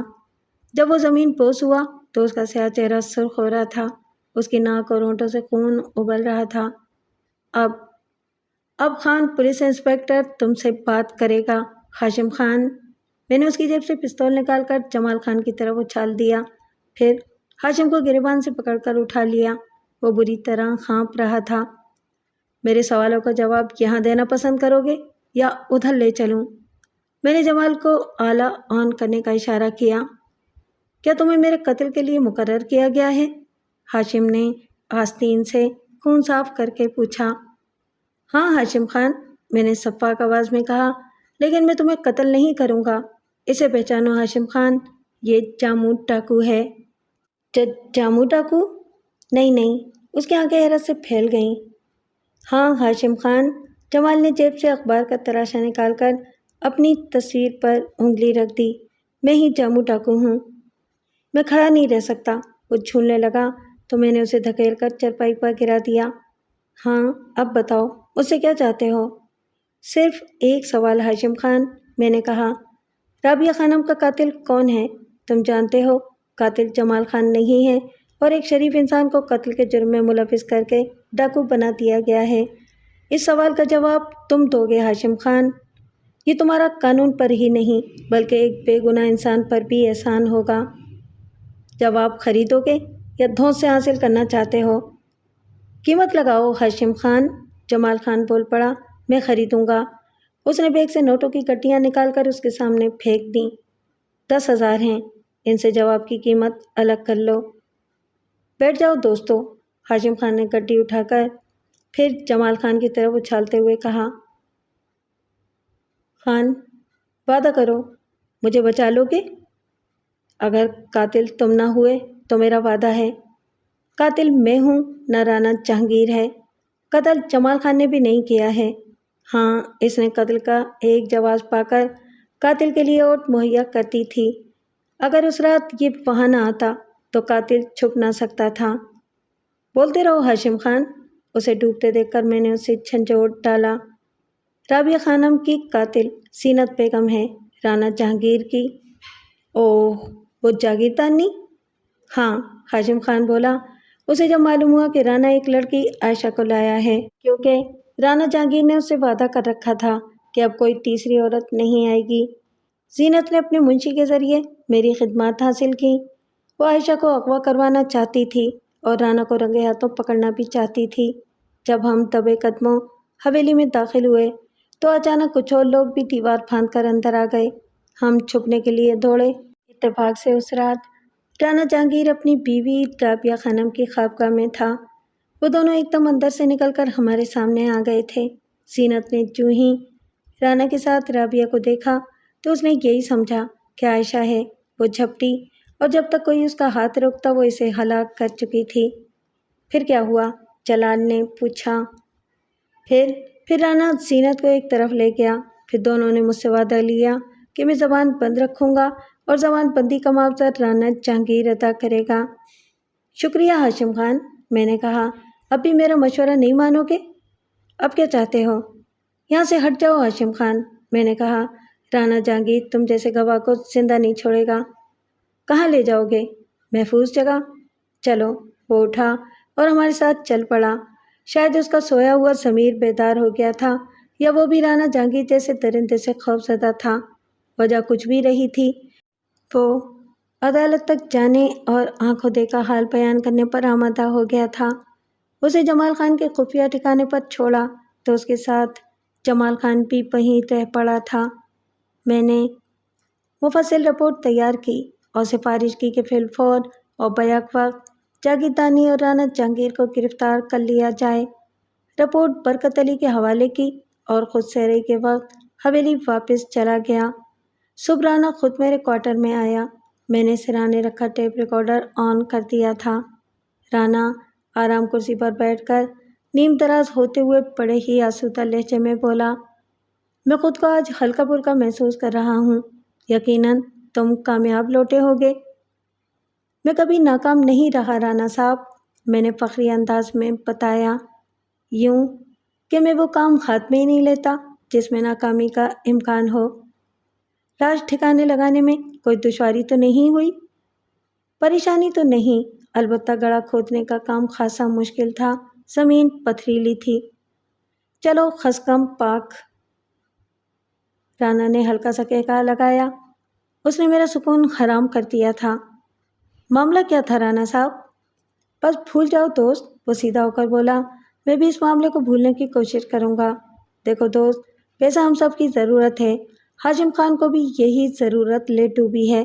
میں پسند نہیں کروں گا کہ کبھی تمہیں کوئی ایسی ہی ضرورت کسی فاقے کے پاس لے جائے۔ اس نے 5,000 کی گٹی نکال کر میری چرپائی پر رکھ دی۔ یہ تمہارا انعام ہے خان، اب میں مشترکہ دشمن کے بارے میں بات کروں گا۔ جس طرح تم نے میرے لیے ہاشم خان کو خاموش کر دیا ہے، اسی طرح اپنی بقا کے لیے جمال خان کو بھی ٹھکانے لگا دو، ورنہ تم زندگی بھر گیدڑ کی طرح چھپتے اور ڈرتے بسر کرو گے۔ میں سوچ کر جواب دوں گا رانا صاحب۔ میں نے گڈی اٹھا کر جیب میں رکھ لی کہ مال غنیمت جائز تھا۔ ہاشم خان نے اپنی جان بچانے کی خاطر مجھے اصل واقعہ بتا دیا تھا۔ کیا ایسا ہی ہوا ہے؟ وہ ایک دم اچھل کر اٹھا اور پھر ایسے کرسی پر گرا جیسے غبارے سے ہوا نکلتی ہو۔ لہجہ بھر وہ مجھے گھورتا اور ہانپتا رہا ہو۔ ہاں خان، وہ بھرائی ہوئی آواز میں بولا، لیکن میں نے حفاظت خود اختیاری کے تحت مجبوراً ایسا کیا تھا۔ جب جمال خان نے حملہ کیا تو میں عائشہ کے ساتھ تہخانے میں تھا۔ جب میں باہر نکلا تو رابعہ ہاتھ میں چھری لیے ستون کی اوٹ میں کھڑی تھی۔ میں نے یقین کر لیا تھا کہ رابعہ میرے خلاف بغاوت کر چکی ہے۔ وہ کئی بار اپنے بھائیوں کو چڑھا کر مجھے جان سے مارنے کی دھمکیاں دے چکی تھی۔ تب میں نے اسے دبوچ کر ذبح کر دیا۔ اس نے گہری سانس لی، لیکن وہ میری غلط فہمی اور عجلت تھی۔ بعد میں مجھے احساس ہوا کہ وہ تو میرے دشمنوں سے مجھے بچانے کے لیے سینہ سپر تھی۔ ہاشم خان اس راز میں کیسے شامل ہوا تھا؟ وہ ان دنوں میرا باڈی گارڈ ہوا کرتا تھا اور وہ بھی دوسرے ستون کی آڑ میں چھپا ہوا تھا۔ میں نے اندر کے اضطراب کو بمشکل کنٹرول کیا تھا۔ ہاشم خان نے مجھے غلط راستے پر ڈال دیا تھا۔ مجھے اس تک جانا تھا کیونکہ جمال خان اسے تعاون کرنے والا دوستی سمجھ رہا تھا۔ بے خبری میں ہاشم خان جیسا شخص جمال خان کو کسی بھی وقت نقصان پہنچا سکتا تھا۔ دوسرا سوال اس رپورٹ کا تھا جو اب مذاقہ خیز بن گئی تھی۔ ایک غیر متعلق جاگیردانی کی بلا جواز گرفتاری میرے اور پولیس کے لیے باعث شرمندگی بھی بن سکتی تھی۔ اللہ سے معافی مانگتے رہا کریں رانا صاحب، میں نے اٹھتے ہوئے کہا، کیونکہ آپ نے ارادتاً ان کو قتل نہیں کیا۔ میں ایک چکر باہر کا لگاؤں؟ اندھیرے کی وجہ سے شاید کوئی غلطی رہ گئی ہو۔ گاڑی لے جاؤ گے؟ جی ہاں، اگر آپ کو ضرورت نہ ہو تو۔ نہیں، وہ بولا، میں ان دنوں فارغ ہوں، لے جاؤ۔ میں جیپ اڑاتا ہوا وہاں آ گیا تھا۔ جب اندر داخل ہوا تو اطمینان کی سانس لی۔ جمال خان نے مسکراتی نگاہوں سے استقبال کیا تھا اور ہاشم خان کی مشقیں کسی ہوئی تھیں۔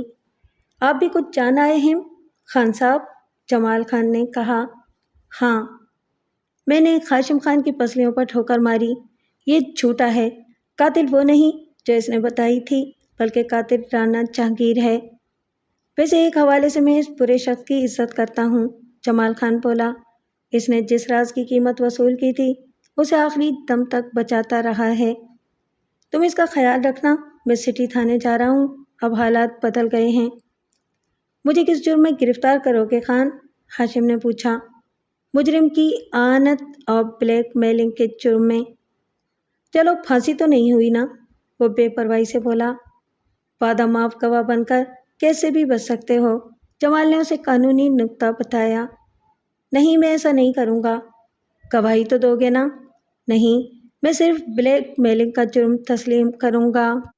چوتھے روز ڈی آئی جی نے مجھے لائن حاضر ہونے کی اجازت دی تھی۔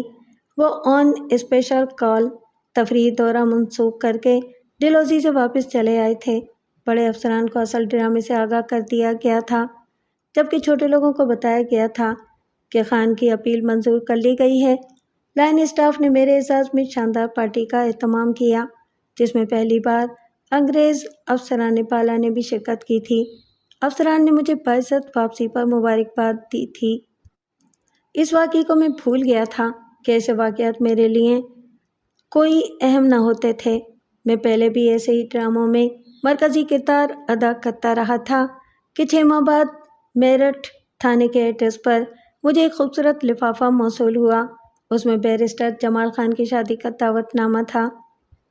کیسے کیسے مہربان اور بامروت لوگ تھے جو آج بھی میری یادداشت کی گلیوں میں میرے ساتھ چلتے پھرتے رہتے ہیں۔ میں ماضی کے انہی اچھے کرداروں کے ساتھ زندہ اور خوش ہوں کہ میں نے زندگی میں دولت نہیں انسان کمائے تھے